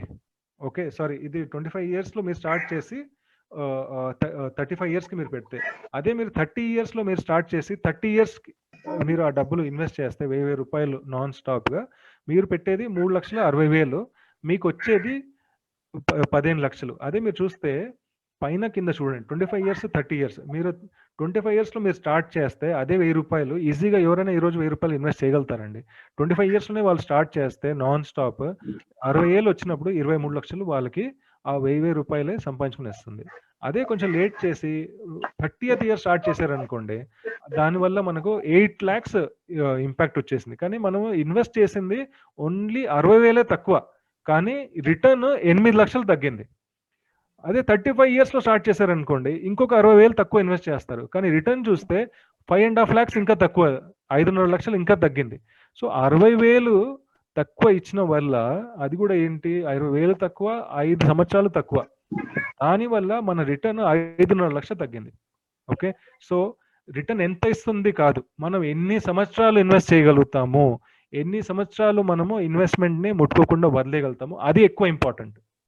ఏ ఫండ్ అయినా కూడా 8% రిటర్న్ ఇచ్చినా కూడా చాలు, మన అన్ని గోల్స్ ఫుల్ఫిల్ అయిపోతాయి. కానీ ఇంపార్టెంట్ ఏంటంటే నేను 10 ఇయర్స్ ఉంటాను, నేను 15 ఇయర్స్ ఉంటాను, నేను 25 ఇయర్స్ ఉంటాను, ఆ పట్టుదలే ఇంపార్టెంట్. ఆ పట్టుదల ఇంపార్టెంట్, ఆ ఇన్వెస్ట్మెంట్ బ్రేక్ అవ్వకూడదు, అదే important. Growth option, dividend option 2 types of funds ఉంటాయండి. కొన్ని గ్రోత్ ఆప్షన్ అంటే ఏంటి, మనకు ఎంత మనకు కొన్ని స్టాక్స్ లో ఏమవుతుంది, వాళ్ళు డివిడెండ్స్ ఇస్తారు. ఓకే, కొన్ని స్టాక్స్ లో మనకు డివిడెండ్స్ వస్తాయి. ఆ డివిడెండ్స్ అనేది మన బ్యాంక్ అకౌంట్ లో మనం తీసుకోకుండా మనం అదే ఫండ్ లో మళ్ళీ ఇన్వెస్ట్ చేసుకుంటూ వెళ్ళిపోతే దాన్ని గ్రోత్ ఆప్షన్ అంటాం. సో దీనిలో ఏంటంటే మనకు ఈ మధ్యలో ఎప్పుడు డబ్బులు రావడం జరగదు. కాదు నాకు కొంచెం డబ్బులు అప్పుడప్పుడు కావాలి, నేను రిటైర్డ్ పర్సన్ని, నాకు మంత్లీ ఖర్చులకి డబ్బులు కావాలి అంటే నేను డివిడెండ్ ఆప్షన్కి వెళ్ళిపోవాలి. సో గ్రోత్ ఆప్షన్ ఏంటంటే మనకి ఏ క్యాష్ ఫ్లో వచ్చినా కూడా మళ్ళీ అదే ఫండ్లో ఇన్వెస్ట్ అయిపోతుంటుంది. డివిడెండ్ ఏంటంటే వచ్చిన ప్రాఫిట్ ఫండ్లో ఏదైనా స్టాక్ ఏదైనా ప్రాఫిట్లో మనం అమ్మేయడం జరిగింది, లేకపోతే ఆ స్టాక్ ఏమైనా డివిడెండ్ వచ్చింది ఫండ్లో, సో ఆ ప్రాఫిట్ని ఎవరి దగ్గర ఎన్ని యూనిట్స్ ఉందో ఈక్వల్గా డివైడ్ చేసేసి ఆ కస్టమర్స్కి ఇవ్వడం జరుగుతుంది. సో డివిడెండ్ ఆప్షన్ మనం ఆప్ట్ చేసుకున్నామంటే మనము ఒక రెగ్యులర్ ఇన్కమ్ ఎక్స్పెక్ట్ చేయవచ్చు ఫండ్స్లో. కొన్ని స్కీమ్స్ మంత్లీ డివిడెండ్ ఇస్తుంది, కొన్ని స్కీమ్స్ క్వార్టర్లీ డివిడెండ్ ఇస్తుంది, కొన్ని స్కీమ్స్ హాఫ్ ఇయర్లీ డివిడెండ్ ఇస్తుంది, కొన్ని స్కీమ్స్ యాన్యువల్ డివిడెండ్ ఇస్తుందండి. కానీ డివిడెండ్ మీద కొంత ట్యాక్స్ కూడా మనం కట్టాల్సి వస్తుంది, అది మనము జాగ్రత్త పడాలి. సో ఇప్పటివరకు మనం చూసింది ఏంటంటే మ్యూచువల్ ఫండ్ అంటే ఏంటి, కానీ ఎట్లా ఇన్వెస్ట్ చేయొచ్చు. మ్యూచువల్ ఫండ్లో నేను డబ్బులు పెట్టాలనుకుంటున్నాను. సపోజ్ నేను శాలరీడ్ అనుకోండి. ఓకే, నేను శాలరీడ్గా ఉన్నప్పుడు నాకు వచ్చే ఇన్కమ్ మంత్లీ వస్తుంది. సో నేను మంత్లీ ఇన్వెస్ట్మెంట్ చేయడానికి నేను ఇష్టపడతాను, నాకు అదే కన్వీనియంట్, నాకు అదే సూటబుల్ అండి. కానీ నేను శాలరీడ్ కాదు, నేను సెల్ఫ్ ఎంప్లాయిడ్ అనుకోండి. నాకు సెల్ఫ్ ఎంప్లాయిడ్ ఉన్నప్పుడు నాకు క్వార్టర్లీ ఇన్కమ్ ఉండొచ్చు, హాఫ్ ఇయర్లీ ఇన్కమ్ ఉండొచ్చు, యాన్యువల్ ఇన్కమ్ ఉండొచ్చు, అప్పుడప్పుడు ఇన్కమ్ ఉండకపోవచ్చు. అట్లా ఉన్నప్పుడు నేను మంత్లీ కమిట్మెంట్ నేను ఒప్పుకోకపోవచ్చు. నేనేమంటాను, నా దగ్గర ఎప్పుడెప్పుడు డబ్బులు ఉందో అప్పుడప్పుడు పెడతాను. సో ఎటువంటి ఇన్వెస్ట్మెంట్స్ చేయొచ్చు మనం చూద్దాం. ఫస్ట్ ఇది లంసమ్ ఇన్వెస్ట్మెంట్ అంటే ఇనీషియల్ నేను ఈరోజు ₹1,00,000 ఉంది నా దగ్గర అకౌంట్లో, నేను ఒక 50,000 ఖర్చులకు పక్కన పెట్టేసి 50,000 నేను ఇన్వెస్ట్ చేస్తున్నాను. కానీ అదే మంత్లీ కమిట్మెంట్, యాన్యువల్ కమిట్మెంట్ కాదు, వన్ టైం ఇచ్చాను. వన్ టైం ఇన్వెస్ట్మెంట్ని లంసమ్ ఇన్వెస్ట్మెంట్ అంటారు. Second, systematic investment plan, SIP. SIP అనేది ఏ ప్రోడక్ట్ కాదు, ఎటువంటి ఒక సపరేట్గా ఒక ఇన్స్ట్రుమెంట్ కాదు. ఎస్ఐపి అంటే ఇదే మ్యూచువల్ ఫండ్లో పెట్టడము, కానీ ఒక సిస్టమాటిక్గా పెట్టడం. ఒక విధము ఏంటంటే మంత్లీ పెట్టడం, దాన్ని సిస్టమాటిక్ ఇన్వెస్ట్మెంట్ ప్లాన్ అంటారు. ఇదే మ్యూచువల్ ఫండ్లో నేను వన్ టైం కూడా ఇవ్వచ్చు, మంత్లీ కూడా ఇవ్వచ్చు. నేను చెప్పాను కదా, శాలరీడ్గా నేను మంత్లీ ఇవ్వడానికి ఇష్టపడతాను. సో నేను ఎస్ఐపి ఆప్షన్ కోరుకుంటాను. ఎస్ఐపి నేను మంత్లీ ఇవ్వగలుగుతాను. మూడోది ఏంటంటే సిస్టమాటిక్ ట్రాన్స్ఫర్ ప్లాన్. సో ఇంతకుముందు మనం చూసాము, ఒక లిక్విడ్ ఫండ్ అనే ఒక ఫండ్ ఉంది. సో దానిలో నాకు వడ్డీ కూడా వస్తుంది. ఓకే, దానిలో మాకు నెలకి వడ్డీ వస్తుంది, హాఫ్ ఇయర్లీ వడ్డీ వస్తుంది, ఇయర్లీ వడ్డీ రావచ్చు. ఆ వడ్డీ నేను తీసుకెళ్ళి ఎప్పుడెప్పుడు నాకు వడ్డీ వచ్చిందో దాన్ని తీసుకెళ్ళి నేను ఒక ఈక్విటీ ఫండ్లో పెట్టాలనుకుంటున్నాను. సో వడ్డీ కూడా ఒక మ్యూచువల్ ఫండ్ నుంచే వస్తుంది. ఆ వడ్డీ నేను ట్రాన్స్ఫర్ చేసి ఒక ఈక్విటీ ఫండ్లో పెడుతున్నాను, దాన్ని సిస్టమాటిక్ ట్రాన్స్ఫర్ ప్లాన్ అంటారు. ఇంటర్ స్కీమ్ స్విచెస్, ఒక ఫండ్ నుంచి ఇంకో ఫండ్లో కూడా మనం స్విచ్ చేసుకోవచ్చు. సో ఎస్ఐపి ఎందుకు, ఇంతకుముందు నేను చెప్పాను కదండి, ఒక రెగ్యులర్గా సిస్టమాటిక్గా మంత్లీ ఇవ్వాలనుకున్న వాళ్ళు ఎస్ఐపి ఆప్ట్ చేసుకోవాలి. ఒక సిస్టమాటిక్గా ఎవ్రీ మంత్ నేను ఇస్తూ వెళ్ళిపోతే ఓకే, నాకు కూడా ఒక అలవాటు పడిపోతుంది. ఓకే, ఎవ్రీ మంత్ ఇవ్వగలగడము. ఇప్పుడు మన హోమ్ లోన్లో మంత్లీ ఈఎంఐ ఎందుకు ఉంటుంది, ఎందుకంటే నేను లంసం ఇవ్వలేను, నాకు అంత డబ్బులు జమ అవ్వకపోవచ్చు, జమ అయినా కూడా వేరే ఏదైనా ఖర్చు రావచ్చు. అందుకే హోమ్ లోన్ కంపెనీస్ అందరూ కూడా మంత్లీ ఈఎంఐయే వాళ్ళు ప్రిఫర్ చేస్తారు. ఎందుకు, అది ఫ్లెక్సిబుల్, అంటే ఎంత నేను కట్టగలుగుతానో నేను డిసైడ్ చేయగలుగుతాను. నా ఇన్కమ్ ఒక 50,000 అనుకోండి, నేను నెలకి 10,000 అయినా ఇవ్వచ్చు, 5,000 అయినా ఇవ్వచ్చు, 20,000 అయినా ఇవ్వచ్చు. అది నా ఇష్టం, నేను ఎంత మంత్లీ ఇవ్వగలుగుతానో నేను డిసైడ్ చేయగలుగుతాను. ఫ్లెక్సిబిలిటీ అదొకటి ఫస్ట్. రెండోది డిసిప్లిన్ సేవింగ్. నేను అనుకోకపోయినా ఒకసారి కమిట్ అవుతే నా అమౌంట్ని నా అకౌంట్ నుంచి ఈ అమౌంట్ అనేది డెబిట్ అవుతూ ఉంటుంది. సో నాకు అలవాటు పడిపోతుంది, నేను ఒక డిసిప్లిన్డ్గా దాన్ని నా ఎక్స్పెన్సెస్లో యాడ్ చేసుకుంటాను. ఓకే, ఒక డిసిప్లిన్. హోమ్ లోన్ మనం ఎంత డిసిప్లిన్గా మనము ఈఎంఐ కడతామో, ఒక ఎస్ఐపి కూడా మనం అంతే డిసిప్లిన్గా కట్టాలండి.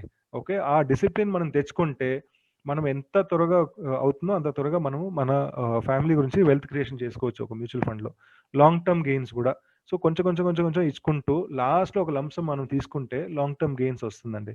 సో ఒక ఫ్లెక్సిబుల్ ఇన్వెస్ట్మెంట్, డిసిప్లిన్గా ఉండొచ్చు.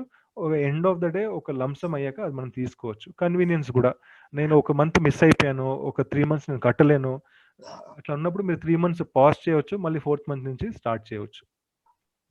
ఒక ఎస్ఐపి చేసుకుంటే కన్వీనియన్స్ చిన్న అమౌంట్గా ఇవ్వచ్చు, ప్లస్ మార్కెట్ కూడా చాలా ఫ్లక్చుయేట్ అవుతూ ఉంటుందండి. అన్నిటికంటే ఇంపార్టెంట్ కారణము ఎస్ఐపిలో ఈరోజు అందరూ ఎందుకు ప్రిఫర్ చేస్తున్నారు అంటే, ఒక ఎస్ఐపి మంత్లీ కడుతున్నప్పుడు ఈ మంత్ మార్కెట్ చాలా పైన ఉందనుకోండి, ఈ మంత్ మీరు కొనుక్కుంటున్నారు, నెక్స్ట్ మంత్ మార్కెట్ పడింది, నెక్స్ట్ మంత్ కూడా కొనుక్కుంటున్నారు, అవతల మంత్ కూడా కొనుక్కుంటున్నారు. సో దానిలో ఏమైపోతుందంటే మార్కెట్ పైన కింద అయిన కొద్దీ మీరు పైన కొనుక్కుంటున్నారు, కింద కొనుక్కుంటున్నారు, మీ కాస్ట్ అనేది యావరేజ్ అయిపోతుంది. ఓకే, యావరేజ్ అనేది మనము చేసుకోవడంలో దాని అడ్వాంటేజ్ ఏంటంటే లాంగ్ టర్మ్ లో మన కాస్ట్ అనేది మన యూనిట్ మనం ఏది అక్యుమిలేట్ చేసుకుంటున్నామో దాని కాస్ట్ మనం తగ్గించుకోవచ్చు. సో ఇంతమంది మనం చూసాం కదా, ఎవ్రీ 5 years డిలేకి మీ అమౌంట్ మీరు కట్టింది 60,000 తక్కువ, కానీ మీకు రిటర్న్ 8% గ్రో అయి ఉంటే ఫస్ట్ టైం 9 lakhs 8 lakhs తగ్గింది, సెకండ్ టైం 6 lakhs తగ్గింది, ఆ తర్వాత 5.5 lakhs తగ్గింది. అంటే 60,000 మీరు చూడండి ఎంత డిఫరెన్స్ వచ్చేస్తుంది మన వెల్త్ క్రియేషన్ ఒక దీంట్లో మన ప్లానింగ్ లో. సో డిలే కూడా ఎంత డేంజరస్ మనము బ్రేక్ చేసినా కూడా అంతే డేంజరస్ అండి. సో ఇంతమంది మనం చూసాం కదా, ఎన్ఏవి అనేది యూనిట్ ప్రైస్ అండి, అది ఫ్లక్చుయేట్ అవుతుంటుంది, పెరుగుతుంటుంది, మధ్య మధ్యలో తగ్గుతుంది.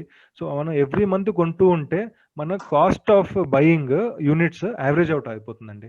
సో మార్కెట్ పెరిగినా కూడా తగ్గినా కూడా మన కాస్ట్ యావరేజ్ అయింది అనుకోండి, ఒక 20 years 25 years మార్కెట్లో ఆ రోజు ఎన్ఏవి ప్రైస్ 75 రూపాయలు 100 రూపాయలు అనుకోండి, కానీ మన బయింగ్ ప్రైస్ 30 రూపాయలు 20 రూపాయలు 25 రూపాయలు యావరేజ్ అయిపోతుందండి. సో ఎస్టీపీ అని ఇంతమంది మనం చూసాం కదా, ఒక స్కీమ్ నుంచి ఇంకో స్కీమ్కి మనం స్విచ్ చేయొచ్చు. ఒక స్కీమ్లో మనకు ఏదైనా ప్రాఫిట్ వస్తూ ఉంది, డివిడెండ్ వస్తూ ఉంది, లేకపోతే మనం కొంచెం దాని నుంచి రిడీమ్ చేసాము అంటే దాన్ని తీసుకెళ్ళి ఇంకో స్కీమ్లో కూడా మనము స్విచ్ చేయొచ్చండి. సో సిస్టమాటిక్ విత్డ్రాల్ ఇది చాలా ఇంపార్టెంట్. ఇంతకుముందు మనం చూసాం కదా, లిక్విడిటీ ఉండాలి. అంటే నేను ఒక ఇన్వెస్ట్మెంట్లో ఒక డబ్బులు పెట్టాను, ఓకే, ఒక ఆప్షన్ డబ్బులు పెట్టాను, సడన్ గా నాకు నేను 10 years వరకు ముట్టుకోను అనుకున్నాను, కానీ 5 years తర్వాత ఒక ఎమర్జెన్సీ సిచ్యువేషన్ వచ్చేసింది, మెడికల్ ఎమర్జెన్సీ వచ్చింది. నేను 10 లక్షలు దాచుకున్నాను, కానీ అది 10 years తర్వాత నాకు కావాలి, కానీ 5 years తర్వాత సడన్ గా నాకు 2 lakh రిక్వైర్మెంట్ వచ్చింది. నా 10 లక్షలు ఉన్నప్పుడు నేను ఎవరో దగ్గర ఎందుకు తీసుకోవాలి డబ్బులు, నేను ఎందుకు వెళ్ళి అప్పు తీసుకోవాలి, దాని నుంచి నేను 2 lakhs తీసుకోగలగాలి. సో మ్యూచువల్ ఫండ్ లో సిస్టమాటిక్ విత్డ్రావల్ ప్లాన్ అనేది కూడా ఉంటుంది. అంటే నేను అప్పుడప్పుడు లంసమ్ కూడా తీసుకోవచ్చు, అదే రిక్వైర్మెంట్ కి ఇంకొక రకం కూడా తీసుకోవచ్చు. సపోజ్ 5 years తర్వాత నేను ఈరోజు జాబ్ చేస్తున్నాను, జాబ్ వదిలేసాను, ఒక బిజినెస్ స్టార్ట్ చేయాలనుకుంటున్నాను, 6th year నుంచి నా బిజినెస్ స్టార్ట్ అవుతుంది. బిజినెస్ అనేది ఇమ్మీడియట్ గా రిటర్న్స్ రాకపోవచ్చు, ప్రాఫిట్స్ రాకపోవచ్చు, నాకు 2 years నాకు వచ్చే శాలరీ లాగానే నా ఇన్వెస్ట్మెంట్ నుంచి నేను ఎవ్రీ మంత్ ఒక శాలరీ లాగా సిస్టమాటిక్ విత్డ్రావల్ తీసుకుంటున్నాను. అంటే నా ఇన్వెస్ట్మెంట్ నుంచే ఒక శాలరీ లాగా ఎవ్రీ మంత్ కొంత తీసుకుంటున్నాను, దాన్ని సిస్టమాటిక్ విత్డ్రావల్ అంటారు. సో ఆ ఒక ఆప్షన్ కూడా మ్యూచువల్ ఫండ్ మనకి ఇస్తుంది.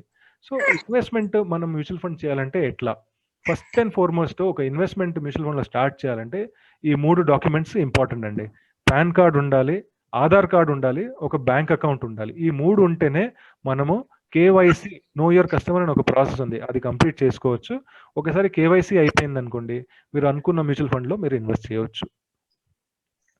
So how to invest in mutual fund scheme, మనం కావాలంటే ఆన్లైన్ లో చేయొచ్చు. ఇప్పుడు ప్రూడెంట్ ఉంది, ప్రూడెంట్ లో one of the best platforms వాళ్ళ దగ్గర ఉంది, మీకు ఎటువంటి ఇబ్బంది లేకుండా కేవైసీ అయిపోతుంది, దానిలోనే ఇన్వెస్ట్ చేసుకోవచ్చు, దానిలోనే మీ పోర్ట్ఫోలియో ట్రాక్ చేసుకోవచ్చు, మల్టిపుల్ ప్రొడక్ట్స్ ఉన్నాయి వాళ్ళ దగ్గర. సో ఆన్లైన్ చేసుకోవచ్చు. లేదు నేను ఒకసారి బ్రాంచ్కి వెళ్ళాలనుకుంటున్నాను, బ్రాంచ్లో నేను అప్లికేషన్ ఇవ్వాలనుకుంటున్నాను అయితే ప్రూడెంట్ బ్రాంచ్కి వెళ్ళి కూడా మీరు మీ అప్లికేషన్ ఇవ్వచ్చు. ఇంకొక థర్డ్ పార్టీ ప్లాట్ఫామ్స్ కూడా ఉన్నాయి, ప్రతి ఒక్క ఏఎంసీ ఒక ప్లాట్ఫామ్ ఉంటుంది, ప్రతి ఒక్క రెగ్యులేటర్ కూడా ఒక ఎంఎఫ్యూ అనేసి ఒక ప్లాట్ఫామ్ తీసుకురావడం జరిగింది. సో మనం ఇన్వెస్ట్మెంట్ ఒకటే కాదు, దాన్ని విత్డ్రా ఎట్లా చేయాలి దాన్ని కూడా ఆప్షన్స్ చెప్తున్నానండి. దాన్ని కూడా ఆన్లైన్లో కావాలంటే మనం విత్డ్రా చేసుకోవచ్చు, లేదు బ్రాంచ్కి వెళ్ళి అప్లికేషన్ ఇవ్వచ్చు, ఆన్లైన్ ఆఫ్లైన్ రెండూ చేసుకోవచ్చు అండి. ఆన్లైన్ చేసుకున్నారనుకోండి మీరు ఫ్లెక్సిబుల్గా మీకు ఒక బటన్ ప్రెస్ చేస్తే అయిపోతుంది, మనకి రిడీమ్ అయిపోతుంది. సో ఒక ప్లాట్ఫామ్ మీద మనం చేసుకోవచ్చు. లేదు నేను బ్రాంచ్కే వెళ్తానన్నా కూడా మీరు వెళ్ళొచ్చు. సో ప్రతి ఒక్క ఫండ్కి ఎవరైనా మీకు ఒక ఫండ్ సజెస్ట్ చేశారనుకోండి, ఓకే, మీ అడ్వైజర్ మీ డిస్ట్రిబ్యూటర్ పార్ట్నర్ మీకు ఒక ఫండ్ సజెస్ట్ చేశారనుకోండి, ఆ ఫండ్కి ఒక సమ్మరీ షీట్ ఉంటుంది, దాన్ని అంటాం మనము ఫండ్ ఫ్యాక్ట్ షీట్ అంటాము. ఆ ఫండ్ ఫ్యాక్ట్ షీట్లో చాలా మటుకు డీటెయిల్స్ ఉంటాయి ఫండ్స్ గురించి. ఏమేమి ఉంటాయంటే దానిలో ఎన్ఏవి ఎంత, అంటే దాని యూనిట్ ప్రైస్ ఎంత, దాని ఫండ్ మేనేజర్ ఎవరు, అది ఎటువంటి క్లయింట్కి సూటబుల్, మీడియం రిస్క్ కా, హై రిస్క్ కా, లో రిస్క్ కా, ఏ కస్టమర్కి సూటబుల్, ఆ ఫండ్ ఎటువంటి కంపెనీస్ మీద ఇన్వెస్ట్ చేసింది, ఈక్విటీలో చేసిందా, డెట్లో చేసిందా, సో రిటర్న్స్ ఏమి ఇచ్చింది, దానిలో ఎక్స్పెన్సెస్ ఏంది, అన్నీ కూడా ఈ పేపర్లో మెన్షన్ చేయడం జరుగుతుందండి.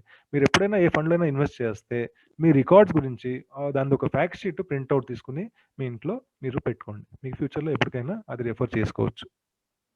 సో ప్రోడక్ట్ లేబులింగ్ అంటున్నాం కదా, ప్రతి ఒక్క ఫ్యాక్ట్ షీట్లో కింద ఒక ఇటువంటి మీరు రైట్ సైడ్లో చూస్తున్నారు కదా ఒక రెక్టాంగిల్ బాక్స్, అటువంటిది ఒక డయాగ్రామ్ ఉంటుందండి. సో ఇంతకుముందు మనం డిస్కస్ చేసాం కదా, మీ రిస్క్ అపెటైట్ ఏంది, మీరు మీ అడ్వైజర్ తోటి మీ డిస్ట్రిబ్యూటర్ తోటి మీరు డిస్కస్ చేసి మీరు మీ రిస్క్ అపెటైట్ ఏంది అనేసి మీరు తేల్చుకోవచ్చండి. దాంట్లో ఒకసారి మీరు అండర్స్టాండింగ్ వచ్చారనుకోండి, ఫండ్స్ అకార్డింగ్లీ మీరు సెలెక్ట్ చేసుకోవాలి. సో ఫండ్స్లో కింద రాసేస్తారు ముందే, ఈ ఒక ఇన్వెస్ట్మెంట్ మోడరేట్ ఇన్వెస్టర్స్కే, మోడరేట్ రిస్క్ అపెటైట్ ఉన్న ఇన్వెస్టర్స్కే సూటబుల్, ఈ యొక్క ఫండ్ హై రిస్క్ ఉన్న ఇన్వెస్టర్స్కే సూటబుల్ అనేసి రాసి ఉంటుంది. అదొకటి మీరు లేబుల్ చూసుకుంటూ ఉండవచ్చు. ఫ్యాక్ట్ షీట్ తెచ్చుకుంటే ఇది కూడా దానిలో మెన్షన్ అయి ఉంటుందండి. సో టాక్సేషన్, మ్యూచువల్ ఫండ్లో కొంత టాక్సేషన్ అనేది చాలా ఇంపార్టెంట్ అండి. ఇప్పుడు మనము ఎఫ్డీలో పెడతాం డబ్బులు, ఎఫ్డీలో ఒక ఇంట్రెస్ట్ రేట్ మీరు చూస్తే 3 years ఒక ఎఫ్డి జనరల్గా మనము 1 year చేస్తాము, 3 year చేస్తాము, దాంట్లో ఎటువంటి ట్యాక్స్ బెనిఫిట్ అనేది లేదు. దానిలో వచ్చే ఇంట్రెస్ట్ మీకు ఎంత ట్యాక్స్ బ్రాకెట్లో ఉన్నారు మీరు అంత ట్యాక్స్ బ్రాకెట్లో ట్యాక్స్ కూడా కట్టుకోవాలండి. కానీ మ్యూచువల్ ఫండ్లో కొంత వరకు మీకు ట్యాక్స్ బెనిఫిట్స్ కూడా ఉన్నాయి. ఒక 1 year తర్వాత ఈక్విటీ ఫండ్స్లో ఏదైనా క్యాపిటల్ గెయిన్ వచ్చింది అనుకోండి, దానిలో ఒక అప్ టు 10% మీరు చూస్తే దాన్ని long term capital gain, short term capital gain అంటారు. సో దాంట్లో మీరు కొంచెం ట్యాక్స్ సేవింగ్ కూడా చేసుకోవచ్చు. లాంగ్ టర్మ్ క్యాపిటల్ గెయిన్ అంటే మోర్ దెన్ 1 lakh మనకు ప్రాఫిట్ వచ్చింది అనుకోండి, మోర్ దెన్ 1 lakh ఎంత ప్రాఫిట్ వచ్చిందో దానిలో మనం 10% ట్యాక్స్ కట్టాలి 1 year తర్వాత. మీదంతా దానిలో ప్రాఫిట్లో మనం ట్యాక్స్ కట్టాల్సిన అవసరం లేదు. డెట్లో కూడా ఇండెక్సేషన్ అనే కాన్సెప్ట్ ఉంది, మీ డిస్ట్రిబ్యూటర్ మీరు మాట్లాడవచ్చు. 3 years కంటే ఎక్కువ మీరు ఏదైనా డెట్ ఫండ్లో పెట్టారనుకోండి, మనము ఇన్ఫ్లేషన్ ఎంత ఉందో అది అడ్జస్ట్ చేసుకుని అంత మనం ట్యాక్సేషన్ కూడా తగ్గించుకోవచ్చు అండి. డెట్ ఫండ్లో ఇండెక్సేషన్ అనే కాన్సెప్ట్ కొంచెం ఇంపార్టెంట్ అయిన కాన్సెప్ట్. మీ అడ్వైజర్ డిస్ట్రిబ్యూటర్ తోటి మీరు అదొకసారి డిస్కస్ చేయండి డెట్ ఫండ్లో ఇన్వెస్ట్ చేస్తుంటే. సో ఇప్పుడు మనం చూస్తున్నాము ఈ మ్యూచువల్ ఫండ్ అనే కాన్సెప్ట్ మీరు చూస్తే ఇండియాలో ఇప్పుడు లాస్ట్ 5 to 10 yearsగా విపరీతంగా యాక్సెప్టెన్స్ పెరిగిపోయింది అండి. అంతకుముందు కొంత మ్యూచువల్ ఫండ్ అనేది కొత్త కాన్సెప్ట్, ఎక్కువ మట్టుకు పెట్టేవాళ్ళు కాదు. ఈ రోజు మీరు 2021లో ఇప్పుడు ఎంతమంది పెట్టారు అంటే అందరూ పెట్టింది 32.3 lakh crore అండి. మ్యూచువల్ ఫండ్ ఇండస్ట్రీ ఏయుఎం అంటే 32.3 lakh crore worth of investors mutual ఫండ్స్లో పెట్టి ఉన్నారు. సో నేను చెప్పాను కదా 1700 స్కీమ్స్ ఉన్నాయి, అన్ని స్కీమ్స్ కలుపుకుంటే 32.3 lakh crore investments mutual fund ఇండస్ట్రీలో జనాలు పెట్టున్నారండి. సో మనము ఈ సైజ్ చూస్తుంటే మీకు దానిలోనే అర్థం కావాలి అంటే ఎంతమంది ఈ ఫండ్ మ్యూచువల్ ఫండ్ని ఆల్రెడీ యాక్సెప్ట్ చేసుకున్నారు. అదొక ఇంపార్టెంట్ ఇన్వెస్ట్మెంట్ ఆపర్చునిటీ, ప్రతి ఒక్క పోర్ట్ఫోలియోలో ఉండాలి, ప్రతి ఒక్క లాంగ్ టర్మ్ వెల్త్ క్రియేషన్ ప్లాన్లో మ్యూచువల్ ఫండ్ ఉండాలి అనేసి ఎంతో మంది యాక్సెప్ట్ చేసుకున్నారు. సో ఇంతమంది మనం చూసాం కదా, మంత్లీ ఇన్వెస్ట్ చేసే ఇన్వెస్టర్స్ కూడా ఉంటారండి. ఆ మంత్లీ ఇన్వెస్ట్ చేసే వాళ్ళు మనకు మొత్తం వాళ్ళందరిది అమౌంట్ కలుపుకుంటే ఇండియన్ మ్యూచువల్ ఫండ్లో 7,528 crore మంత్ ఎస్ఐపి రూపంలో ఇన్వెస్ట్ చేయడం జరుగుతూ ఉంది. ఓకే అండి. సో ఈ ఒక మ్యూచువల్ ఫండ్ అనేది ఒక కొత్త కాన్సెప్ట్ కాదు ఇండియాకి. ఇండియాలో ఆల్రెడీ మన జనాభాలో 11% of the population already mutual ఫండ్లో ఇన్వెస్ట్మెంట్ స్టార్ట్ చేసేసారు. వాళ్ళందరిది ఇన్వెస్ట్మెంట్ కలుపుకుంటే 32.3 lakh crore ఉందండి.